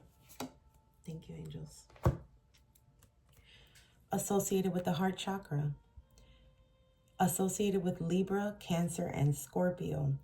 We have Cancer here in pile 2. Also associated with the elements of water and earth. Numerology is number 6, which is very interesting because your inner child healing card was number 42, I believe. And 4 plus 2 is 6. You deserve to be seen. Absolutely you do. Let yourself be known. Physical healing properties of the pink opal says it alleviates inflammation and discomfort of the digestive system. It stabilizes glycemic and insulin levels. It is helpful for eyesight, heart disease, and injury. And it soothes the physical heart and aids with irregular heartbeats. The mental and emotional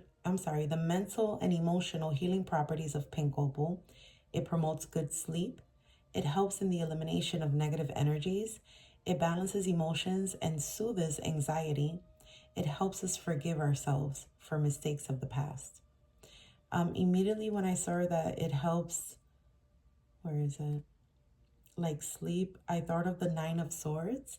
And it just brought me to that scene where some of you are staying up at night or are waking up in the middle of the night with these thoughts. These thoughts are consuming your mind, but you've already made your decision.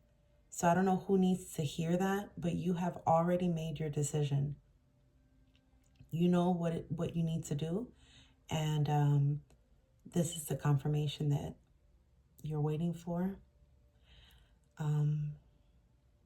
Okay, it helps us forgive ourselves for mistakes of the past.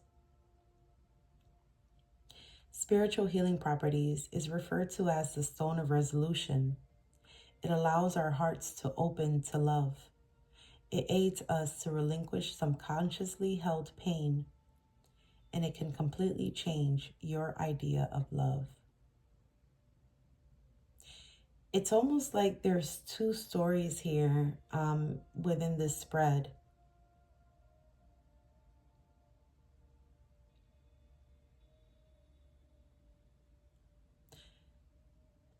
It's a very mixed energy. For some of you, it was some sort of sexual abuse as a child, and that has hindered you from successful relationships now into adulthood. Another handful of you, or maybe just a select few of you, the sexual encounters were not consensual at the beginning, and it has evolved into something else. So it's like a secret, almost forbidden relationship. And then for others of you, it's like something has ignited in you. Something has ignited you to take a stand, to stop this cycle, not just for yourself, but for other victims, future victims. You're trying to prevent this from happening. You're very passionate about this. And if it's not something that you've experienced personally, it's something that happened to someone that you're very close to, near and dear. And you're wanting to take a stand. So there's a lot going on in this reading. It's not going to fit everyone's story, obviously, but I really do hope that in some way, shape, or form, I was able to share some type of enlightenment, clarity, confirmation, and help in healing for you on your journey. Your affirmation with the pink opal says, I welcome love from all and give it back freely. So I will leave that there, sending lots of love and light. Okay, welcome my pile 3. If you were drawn to pile 3, just using your intuition, it's a beautiful thing. I do commend you for learning how to trust your intuition, embracing it, and honoring it. I do trust that there is a message here for you for pile 3. And let's see what card it is. Number 43. You do not have to go it alone. Reach out for support in this time. Sorry for the glare. Put it here. All right.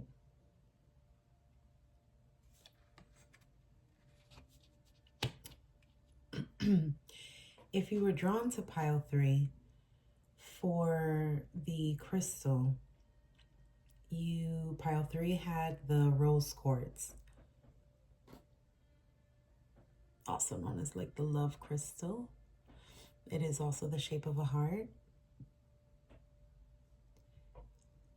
And if you were drawn to pile 3 based off of your zodiac sign, the zodiac signs for pile 3 are Aries, Capricorn, Gemini, and Leo. Okay, so I just want to take a quick second, and this is not something that I did with piles 1 or 2, not intentionally, of course. However, I did just feel the need to mention that. I don't know if it's because this message is more intense or what exactly is going on, or if this is really going to, I'm not sure, and I'm sorry for not knowing exactly what it means. But with each of the series, each of the parts of the series, we have done a pick a pile reading. And there is always a question that we are pulling oracle cards for, right? These are the questions. This is one specific question related to inner child healing, and that is what the cards are being pulled for. As I said, I failed to mention this for pile 1 and 2. It is in the inner child series part 3. The question is listed there, but if you came specifically to the reading itself, unless you're in pile 3, you may not know what the question is involving. So this might, I don't want to use the word trigger, but this could be if anything resonates for you in this reading, this is your confirmation that these messages are for you. The question that we are asking is, what patterns am I being asked to break? What patterns am I being asked to break? So we want to keep that in mind as these cards are being drawn. That way, it can help us to get further clarification and understanding of what it is that our inner child is trying to say to us. So in regards to what patterns am I being asked to break, pile 3 got card number 43. In numerology, that breaks down or simplifies to the number 7. It says that you do not have to go it alone. Reach out for support in this time. So right away, healthy boundaries is definitely a must-have. It's a form of self-care. It's a form of self-love. It's a way to express how you wish to be treated. Boundaries are for yourself as well as for others.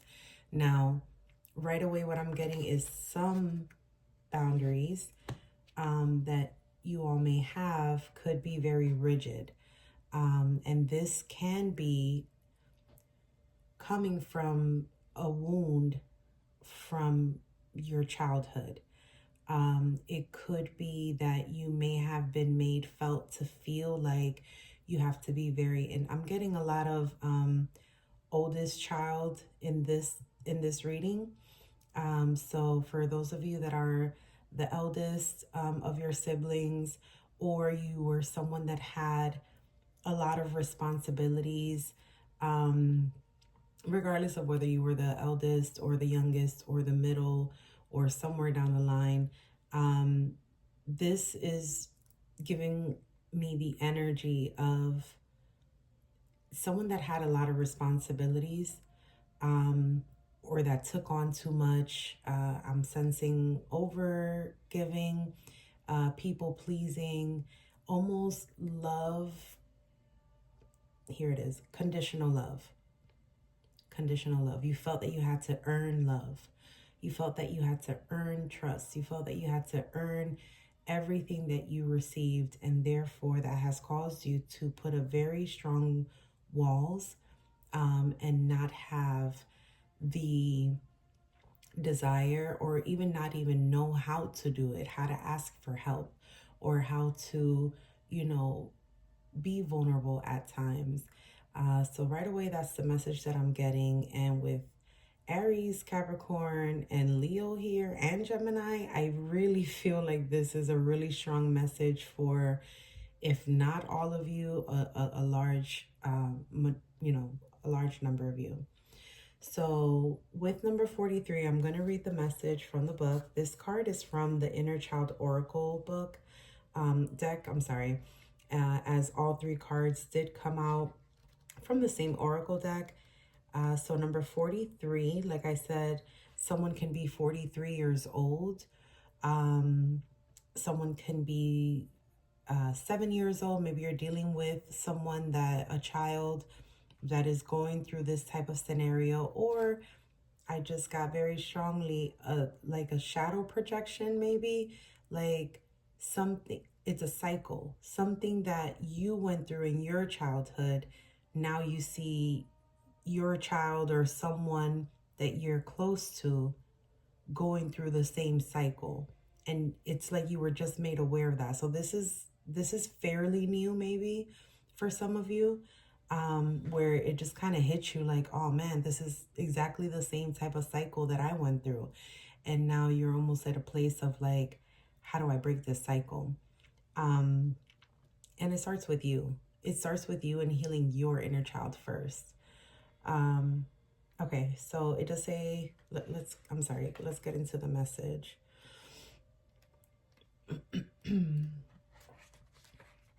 Number 43, you do not have to go it alone. It can be a tricky thing to navigate the spaces between independence and reliance. For many people, as they were growing up, independence might have been worshipped as the highest standard of personal character and personal achievement, and reliance on another may have been seen as weakness or as being overly needy. While it is good to take responsibility for ourselves, we were never meant to walk this life in solitude. If you have pulled this card, then it is time to be honest with yourself about what you need at this moment. This card might also indicate that it is time to seek professional help as well. There's a self-care exercise that I'm also going to read. I don't think I did it for one of the two piles, but I'm being called to read this. It says that your needs are not bad, but rather a normal part of being human. If during childhood you were not allowed to have certain needs or feel certain emotions, you might have felt safer making yourself less. It is okay to make your needs known and to take up space. You do not have to separate yourself or go it alone. Take steps to connect with trusted friends and family and let them be helpful to you. They will be happy to do so and will most likely feel fulfillment and joy in being of service to you. They also included a responsive journaling prompt. Is there anything holding you back from asking for your needs to be met? If so, how can you take steps today to ask for help? Okay. So I want to note that this is not just for romantic relationships. This can also very well be friends, family, workplace, business partnerships, platonic relationships. This stems from childhood wounds where you were made to feel or you felt that your needs weren't important. And so you had to figure it's almost like survivor mode all the time. And you had to fend for self and you had to do this and look after them and, take care of this. Some of you, your parents or guardians weren't able to take care of you the way that your younger self needed at that time, and you had to step in and play the role of mom or dad. Some of you, like I mentioned earlier, are the eldest sibling, and a lot of the responsibility fell on you. Watch after your sisters and brothers, and you're the oldest, you should know better. And you know it left very little time for you as an individual, as a human being, as a person. And that has now poured over into your adulthood in terms of setting boundaries. And I'm also getting very high expectations, borderline unrealistic. It's to the point where it's causing your relationships, regardless of the type of relationship, to fail. And so now would be a good time to become very introspective, self-reflective in regards to your relationships. What does that look like for you? How many people have you separated from? Have you even let people in? Can you remember the last time that you were vulnerable with anyone? Or the reverse. Those of you, okay, so any extremity is going to be a shadow. So getting to the point of balance is the harmonious energy that we would want to be in. That's the yin and the yang energy. And so for a lot of you, this is mainly yang or the masculine energy. And so it could be time, we have a lot of fire energy here. We have Aries and we have Leo. So it could very well be that there's a lot of the masculine energy in the way that you do things, in the way that you speak, in the way that you think. And so that is causing an imbalance in your relationships and not allowing them to succeed or move forward. This could be your relationship with money. You could very well be making, I am seeing a lot of pentacles in my mind's eye.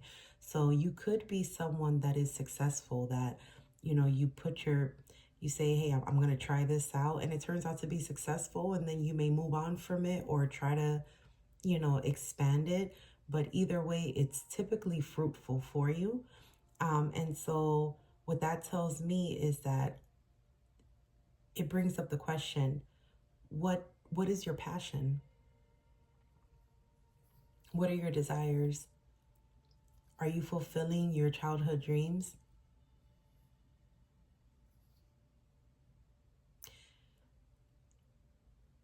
It's almost like, and I got Alicia Keys' song Diary in my mind.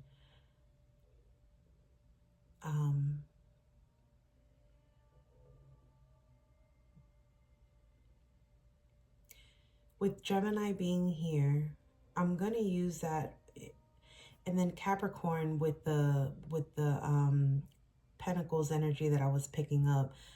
Some, if not most, if not all of you, are very financially abundant in terms of, like I was explaining earlier, you know, you start something like a venture or something, some sort of side business, or, you know, you start a new project and you just excel. If there's ever like a group project, you're like the captain typically, or the leader of it. You excel very well. You're a very hard worker, but it's almost like some of you are using that to suppress what your real desires are. And it's almost like, well, as long as I'm making money and I can take care of myself, what does it matter? With that Capricorn energy, I'm getting that very heavy. Aries and Leo energy, it's that fire energy. You guys are, I'm sensing like a lot of go, go, go energy. And there's not really time for, you know, family. I'm getting, there's not quality time.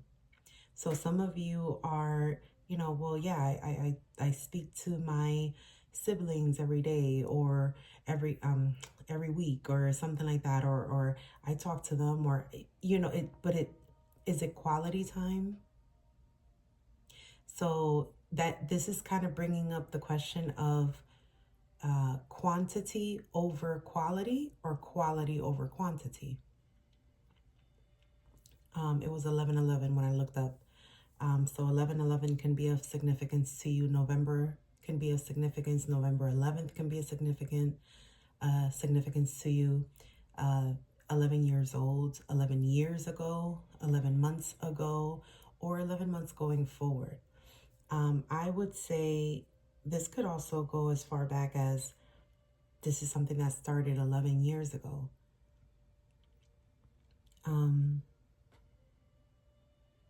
You don't have to go it alone. You don't have to do things on your own. I almost feel like some of you are at a point where it's starting to affect your health. And when I say health, I'm talking about mental, physical, and emotional, spiritual health. Some of you all have been doing this for quite some time. And like I said, it's okay to have boundaries. It's exactly what we need in order to feel safe, in order to feel secure. But some of you have some very rigid boundaries. There is, let me grab this. Okay. So I read a book on how to set healthy boundaries, and it's by Nidra Glover Tawwab, and I really hope I'm pronouncing her name correctly. I love the book so much. She actually has a workbook. She has it's the book, the workbook, the flashcards, and it's like something else. I literally got everything. And so I'm going to pull a card from this boundaries deck and just see how it resonates for you. And let's see. So they are categorized with a strategy card, boundary basics, and then a scenario card. So I'm going to draw one card from each. I'm going to shuffle it. So that way it's not, you know, because they don't have that many cards, so I don't foresee any of them really like flying out or anything like that. So I'm just going to give it a good shuffle, and then we're going to pick one from each pile and see how this resonates for you all, and with this, how it ties into this reading. And we'll see what will go from there.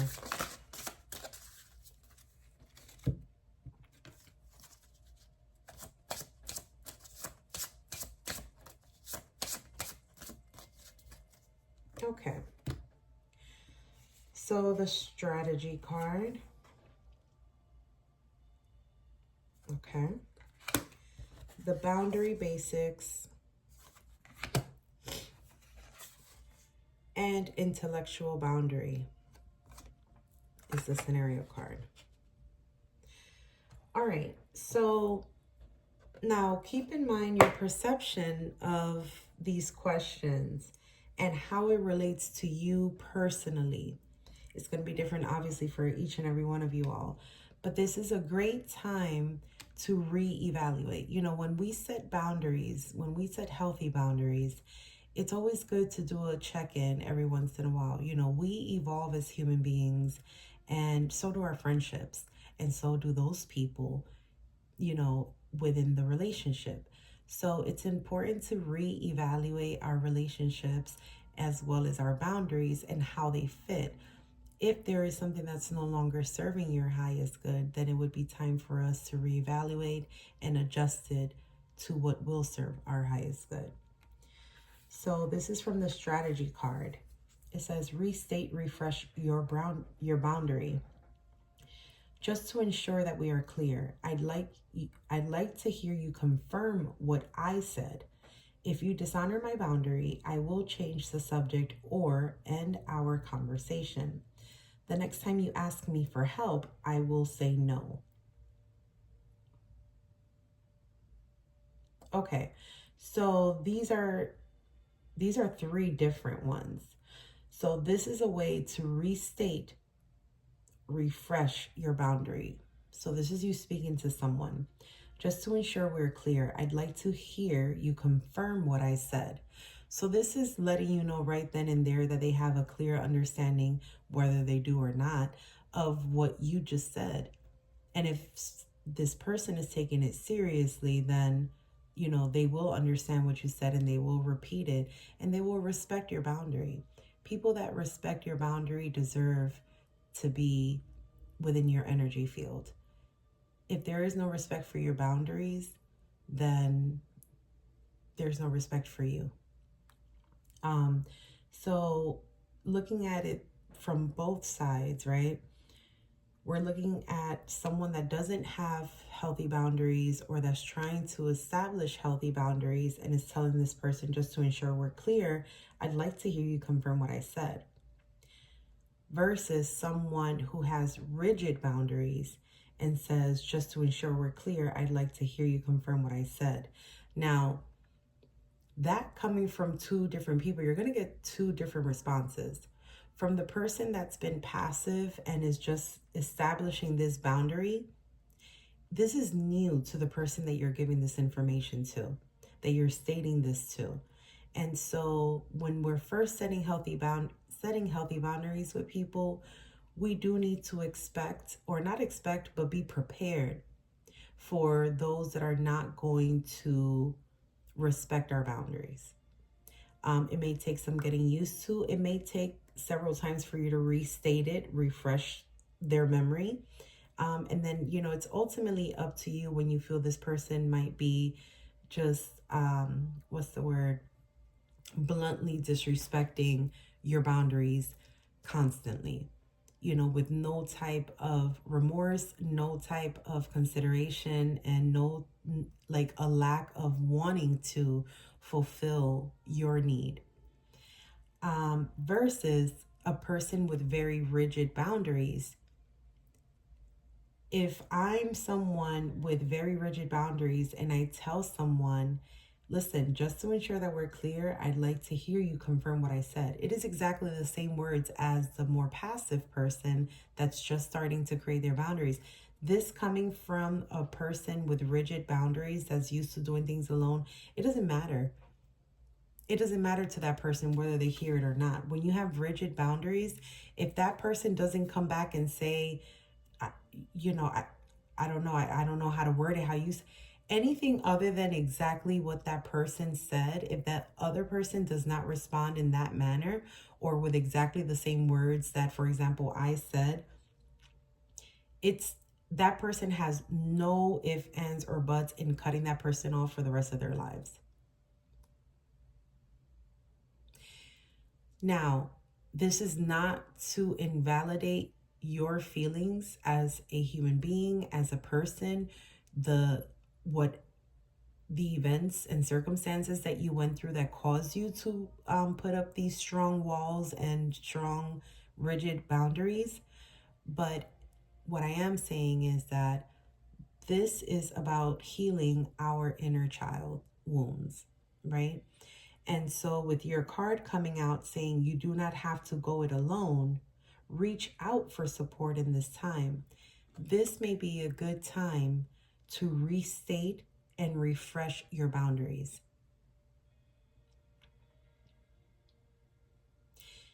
This other one says, if you dishonor my boundary, I will change the subject or end our conversation. Again, two different perspectives. From the person that's brand new, setting, new is on a brand new, healthy boundary setting journey, let's just say. That person may be used to the back and forth, if it's like over the phone, especially, or whatever, or, or if they're even face to face, they may be used to the back and forth instead of just ending the conversation or changing the subject. That gaslighting can be the other person's response and could have been the other person's response for quite some time. Now, this person is now changing and creating and setting a healthy boundary for their safety and security. And they're letting that person know, hey, if you dishonor my boundary, I will change the subject or end our conversation. That is a healthy boundary. On the more rigid side, a rigid boundary, saying the same exact words will cause not only the other person to either not stay true to themselves, which is technically not, the other person's problem or, thing that they need to manage, but that could very well be the same person that can help you, that you can seek support from in healing your inner child wounds. So the very rigid boundary looks like hanging up, blocking that person forever. Right? The next time you ask me for help, I will say no. That's another boundary. Again, two different perspectives. The person that is brand new to setting healthy boundaries, that other person may not believe them. Yeah, right. You always come through, I can always count on you. No. So the rigid side of that is, what if something happens that they had to cancel last minute? For example, I'm the rigid person.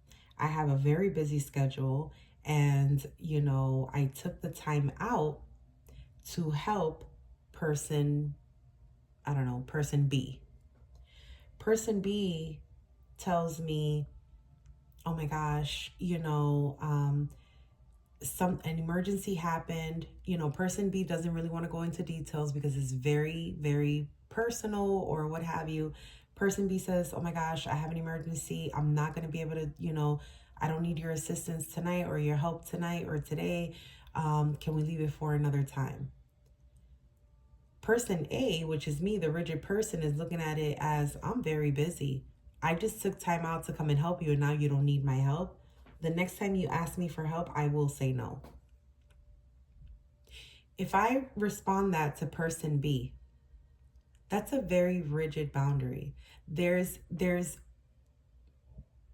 should be a flexibility in terms of compassion and understanding within a boundary, and that's what makes it healthy, where you are still safe and secure and it's still respecting you and your time and your space, with the understanding or the comprehension that other people also have, their things that they're going through. And so that would have been a good time to be a little bit flexible. Oh my goodness, I hope everything is okay. Let me know when you need help again. And if I'm free, I can help you. So there would have been a little bit more wiggle room, versus the next time you ask me for help, I will say no. And that's something that a person that has rigid boundaries doesn't take time to consider. Some of you, pile 3, have built these rigid boundaries because of hurt, because of events and circumstances that happened during your childhood that have, I want to say, taught you to be a certain way so that you're not taken advantage of, so that you're not, played around with, so that people don't, confuse you for somebody else. Like, it's one of those things where it's literally formed who you are. And what Spirit is saying now is that it is time to reevaluate it. And so the next card that came out for the boundary basics is, I find it hard to say no to blank because blank. So with this card, this is more so setting a healthy boundary. So I don't know, I find it hard to say no to my boss because I'm scared I might lose my job, right? I think most of us can agree with that is something that, you think about. And so with a person that's more rigid, or that has rigid boundaries, I find it hard to say no to, I don't know, let's say go out and have fun, because I would have to be vulnerable. Or we're going to be, drinking, and I might say too much because I'm not in the right, state of mind. I've been drinking, or, whatever the situation is. You can take it that way and just see where you have been stopping yourself from doing certain things because you don't want to cross these boundaries. And like I said, the boundaries are healthy boundaries are a form of self-care and self-love, self-worth and self-respect. But like I said, Spirit is really honing in on, it's time to refresh your boundaries, just reevaluate it. And this might be relevant for someone. This is a scenario card. And so I'm going to leave this with the this boundary set with an intellectual boundary. So the scenario is, a relative refuses to use your correct pronouns. Based on the type of boundaries that you have set, whether they are passive or rigid, how would you respond to this? How would you handle this situation? And that's just something to think about in terms of where your boundaries lie and how you, interact with them and other people. Okay.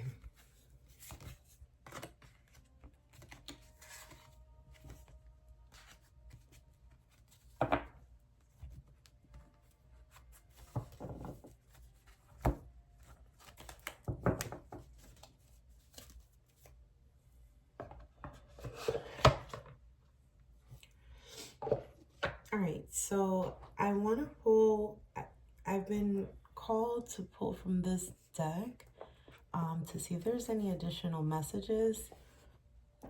It's the Chinese 5 Elements Oracle. I haven't used this deck in quite some time. Yeah, and definitely some healing waters energy. Okay. So we're going to get one card from this pile. Thank you so much, angels. Can we get a card for pile 3 regarding this message? You do not have to go it alone. Thank you so much.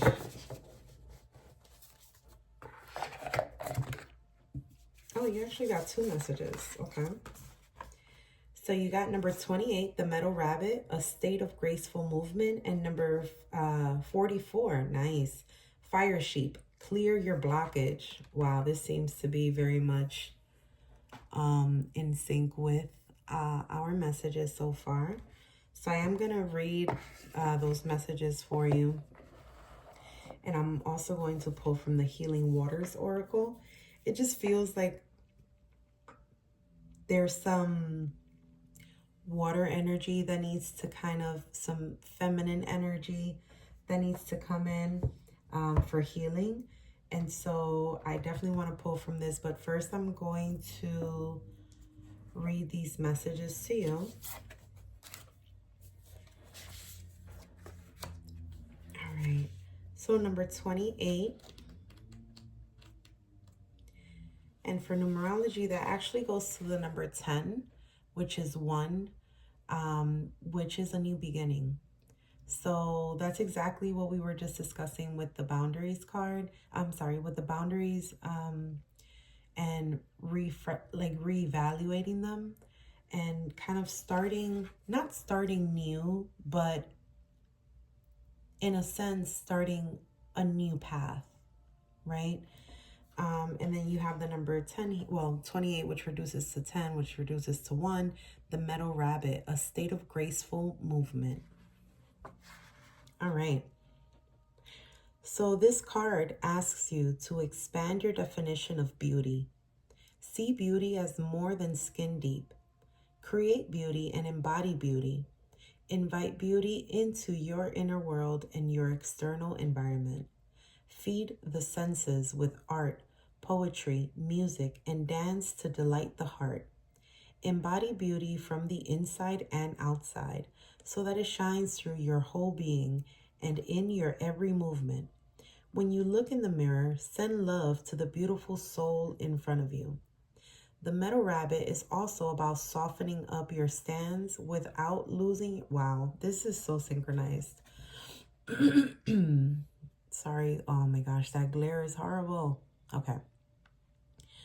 The Metal Rabbit is also about softening up your stance without losing yourself in a relationship and releasing your attachments to your relationship ideals, so you can enter into a state of graceful movement in giving and receiving.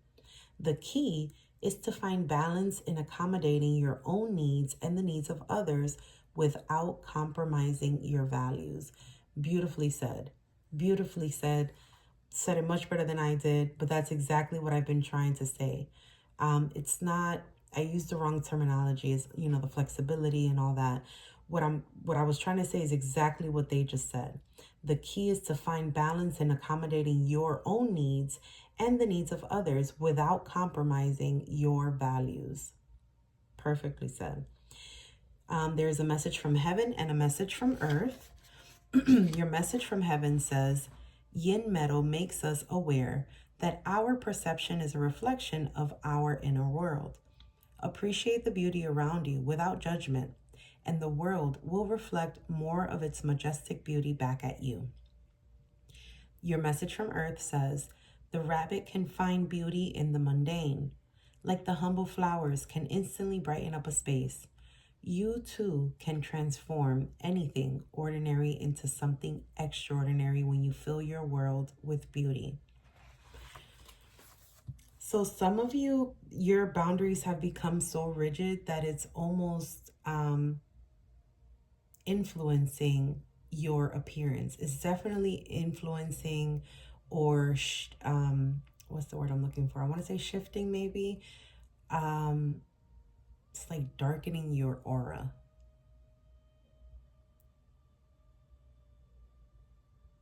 Yeah.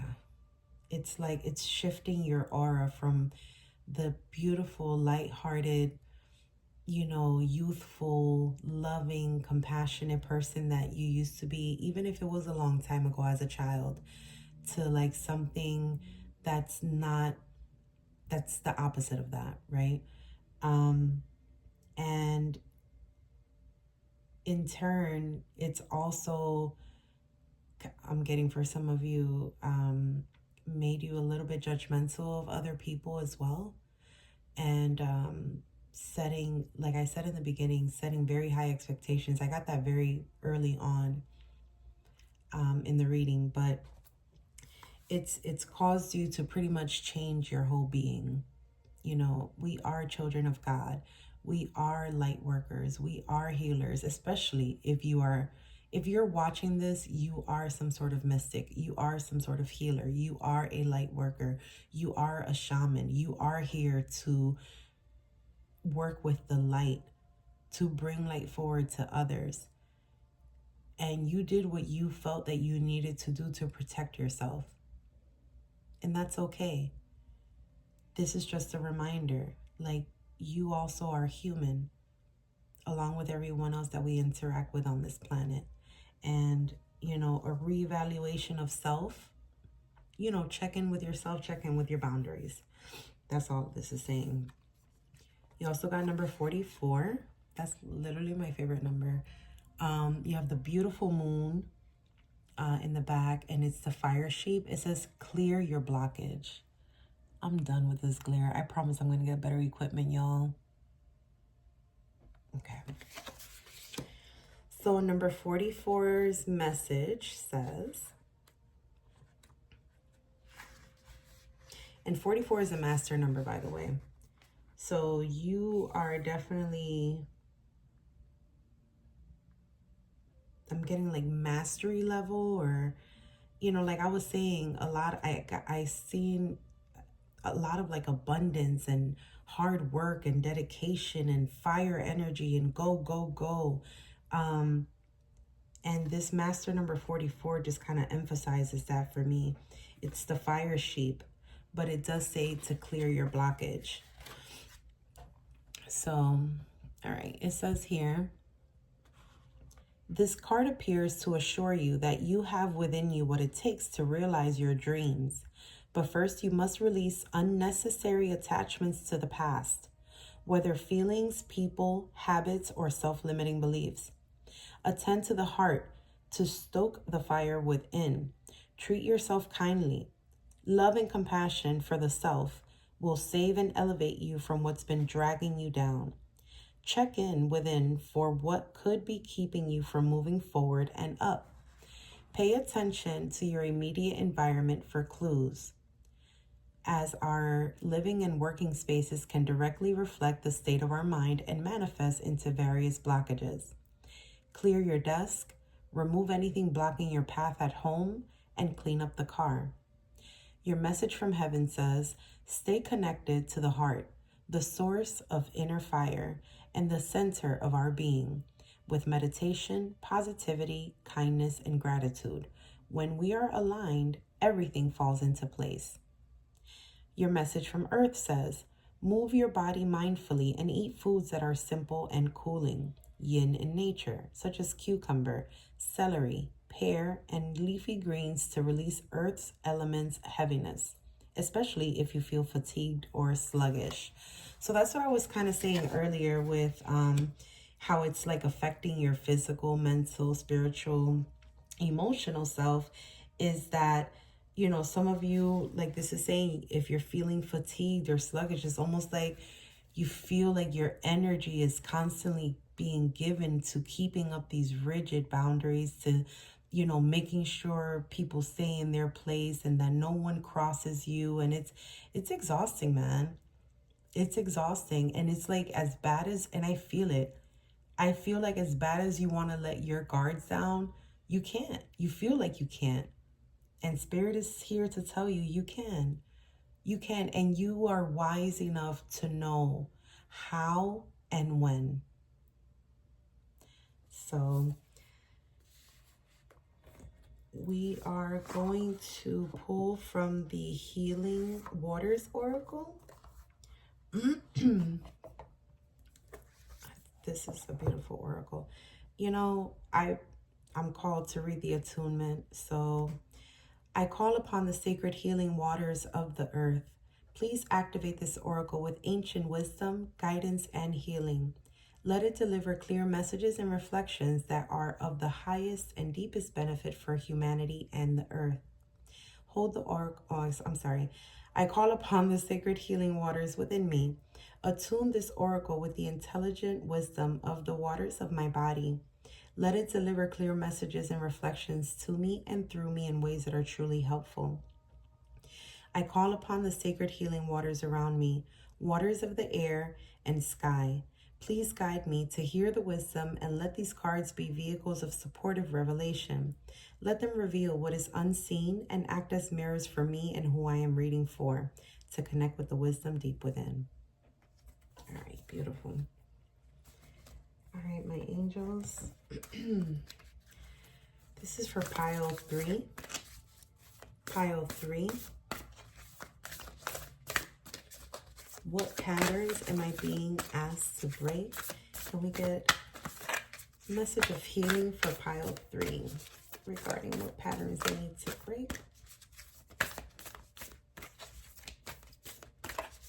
Okay.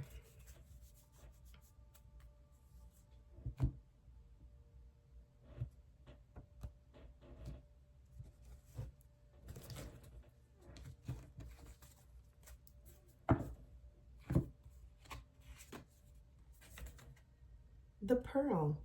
Alchemy. The reward at the end. From grit to grace. Beautiful imagery.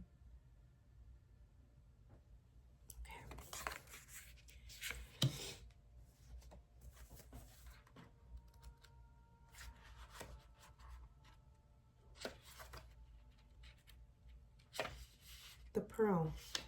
And it's on page 112.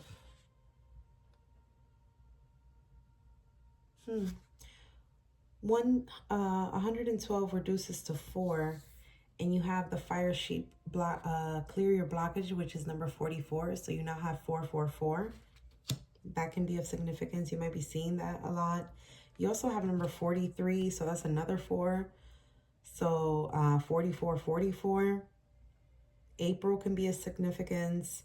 The number 8, obviously the number 3, the number 7, the number 4.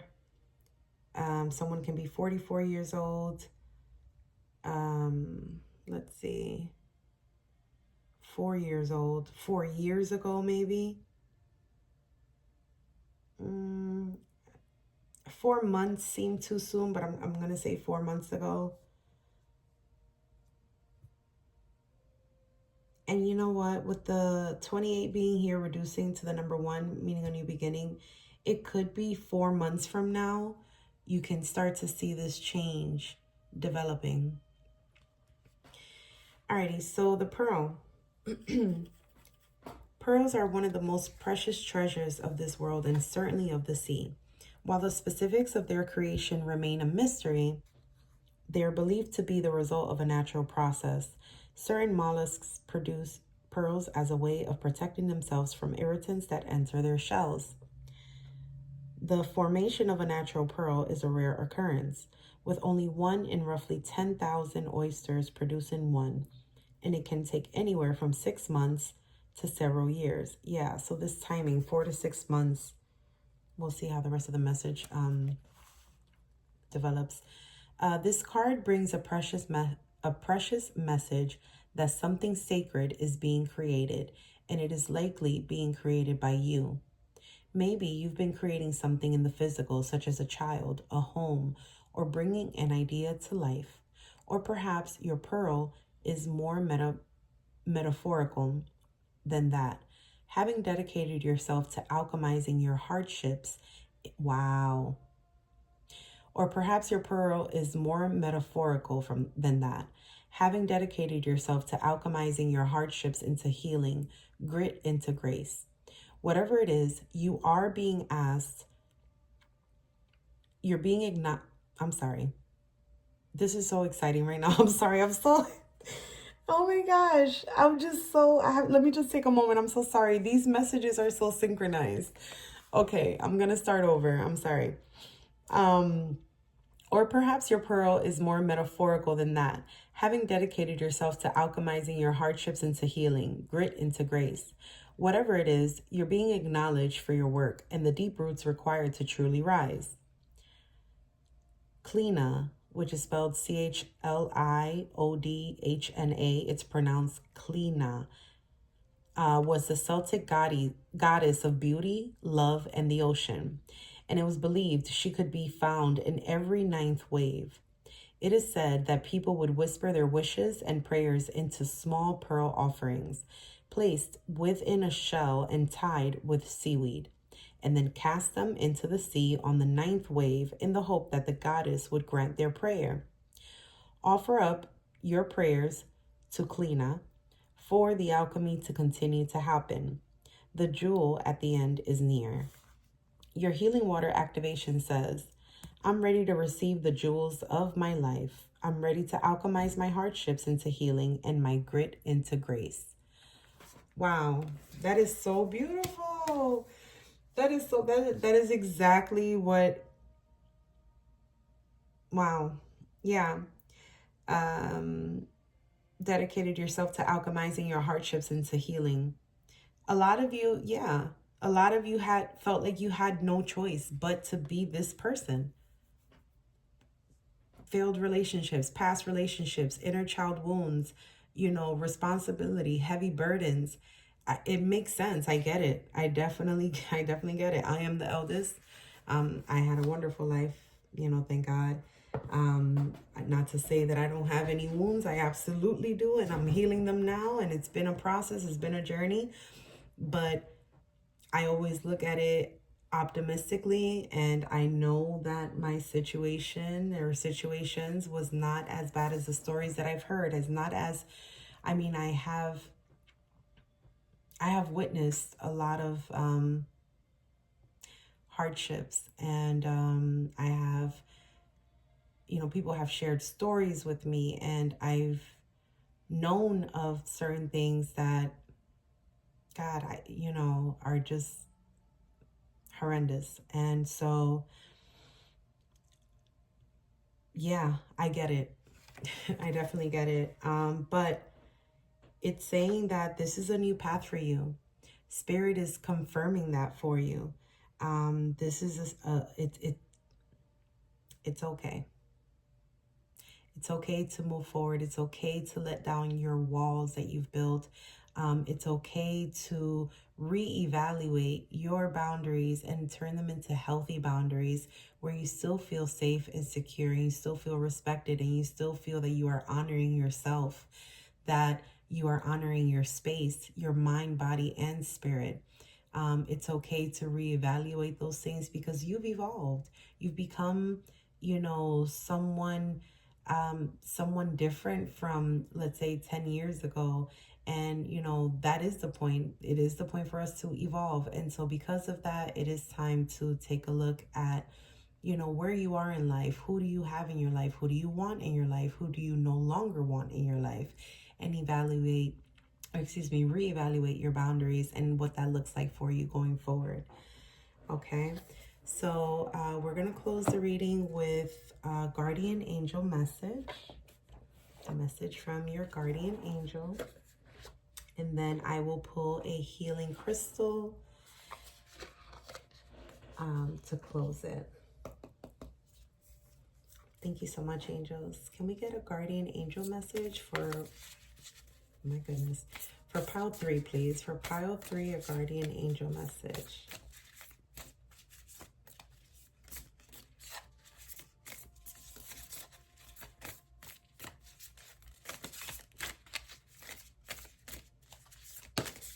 Thank you so much.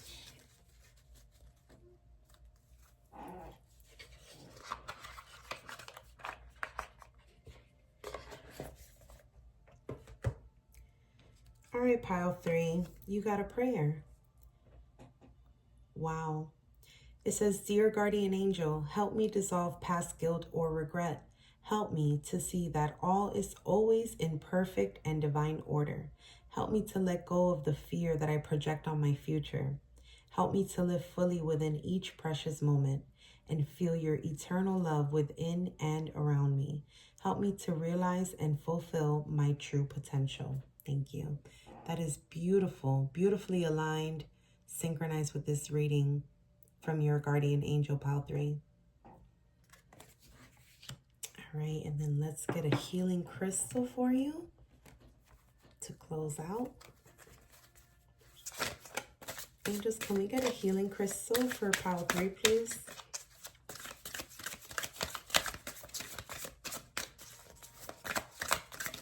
A healing crystal for pile 3, please.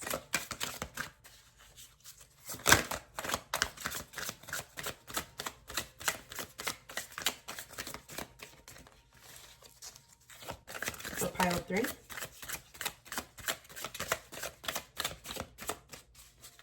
Last shuffle.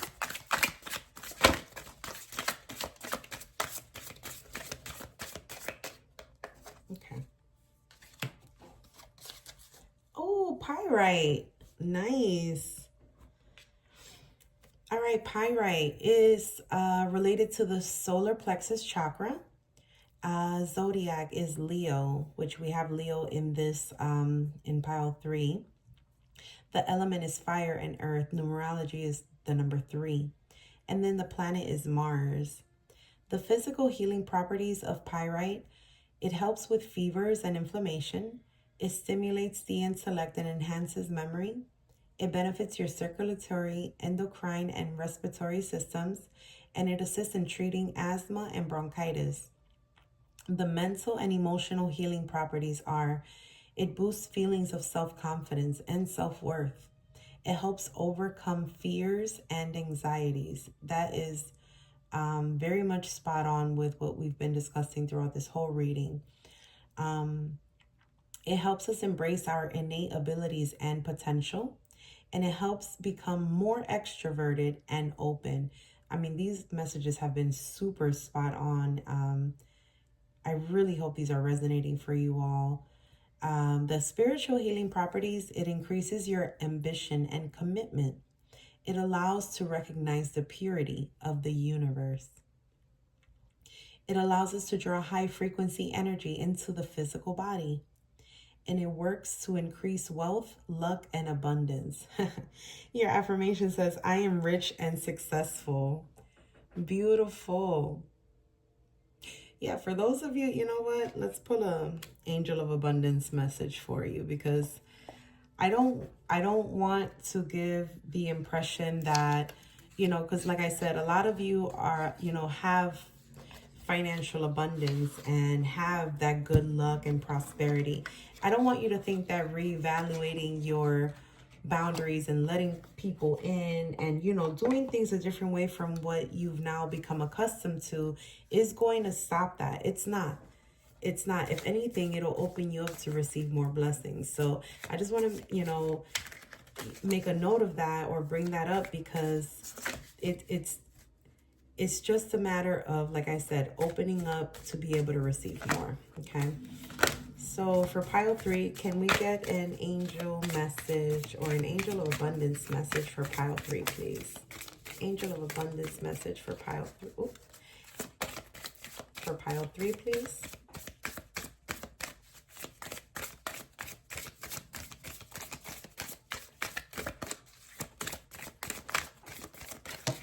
Hello. Well, you got several messages here. You got 4 messages. Focus on your priorities. Where you put your focus is where you receive your outcome. Your priorities are calling to you, which may produce a feeling of anxiety unless you give them the time and attention they and you deserve. Even a small amount of time devoted to your priorities will help you feel better and more confident. So is there something that you're not doing because of your boundaries? Is there something that you wish that you can do or have the time to do or make the time to do but haven't been doing for yourself because you feel it may cross a boundary for you. Okay, do the work. It is not enough to dream or pray. You've also got to take the positive action steps. Listen to that. The positive action steps that you are being divinely guided to take. Consistently working on your priorities will make them flourish like a lush flower garden. Dreams of abundance. As you sleep, God, your angels, and your higher self are giving you divinely guided ideas, answers, and solutions. Be sure to record your dreams in a journal because they contain valuable insights that will help you manifest your desires into reality. So that's big, pile 3. You know, some of you are going to be receiving messages to your dreams, and you know, some of you may be able to access them in a meditative state, a state of mindfulness. But it's very important that you document these however you wish to do them, whether you're recording them like video or you're writing them down, sticky note, however, typing it up. However you're recording this, just make sure that you're making a note of this, because it's very important right now to pay attention to your dreams, because you are being divinely guided through your dreams. Okay, so something about your dreams, just pay attention to them. And then clearing debts. Your self-care involves removing the heavy burden of financial and emotional debts from your life. You already feel lighter and freer just by facing this topic and making a plan to clear present obligations and avoid future ones as well. All right, my beautiful pile 3, thank you so much for being present, for being here, for receiving these messages, hopefully with the same love and light that I have shared these messages in. And I will leave it here, sending you so much healing, love, and light on your beautiful journey. See you next time.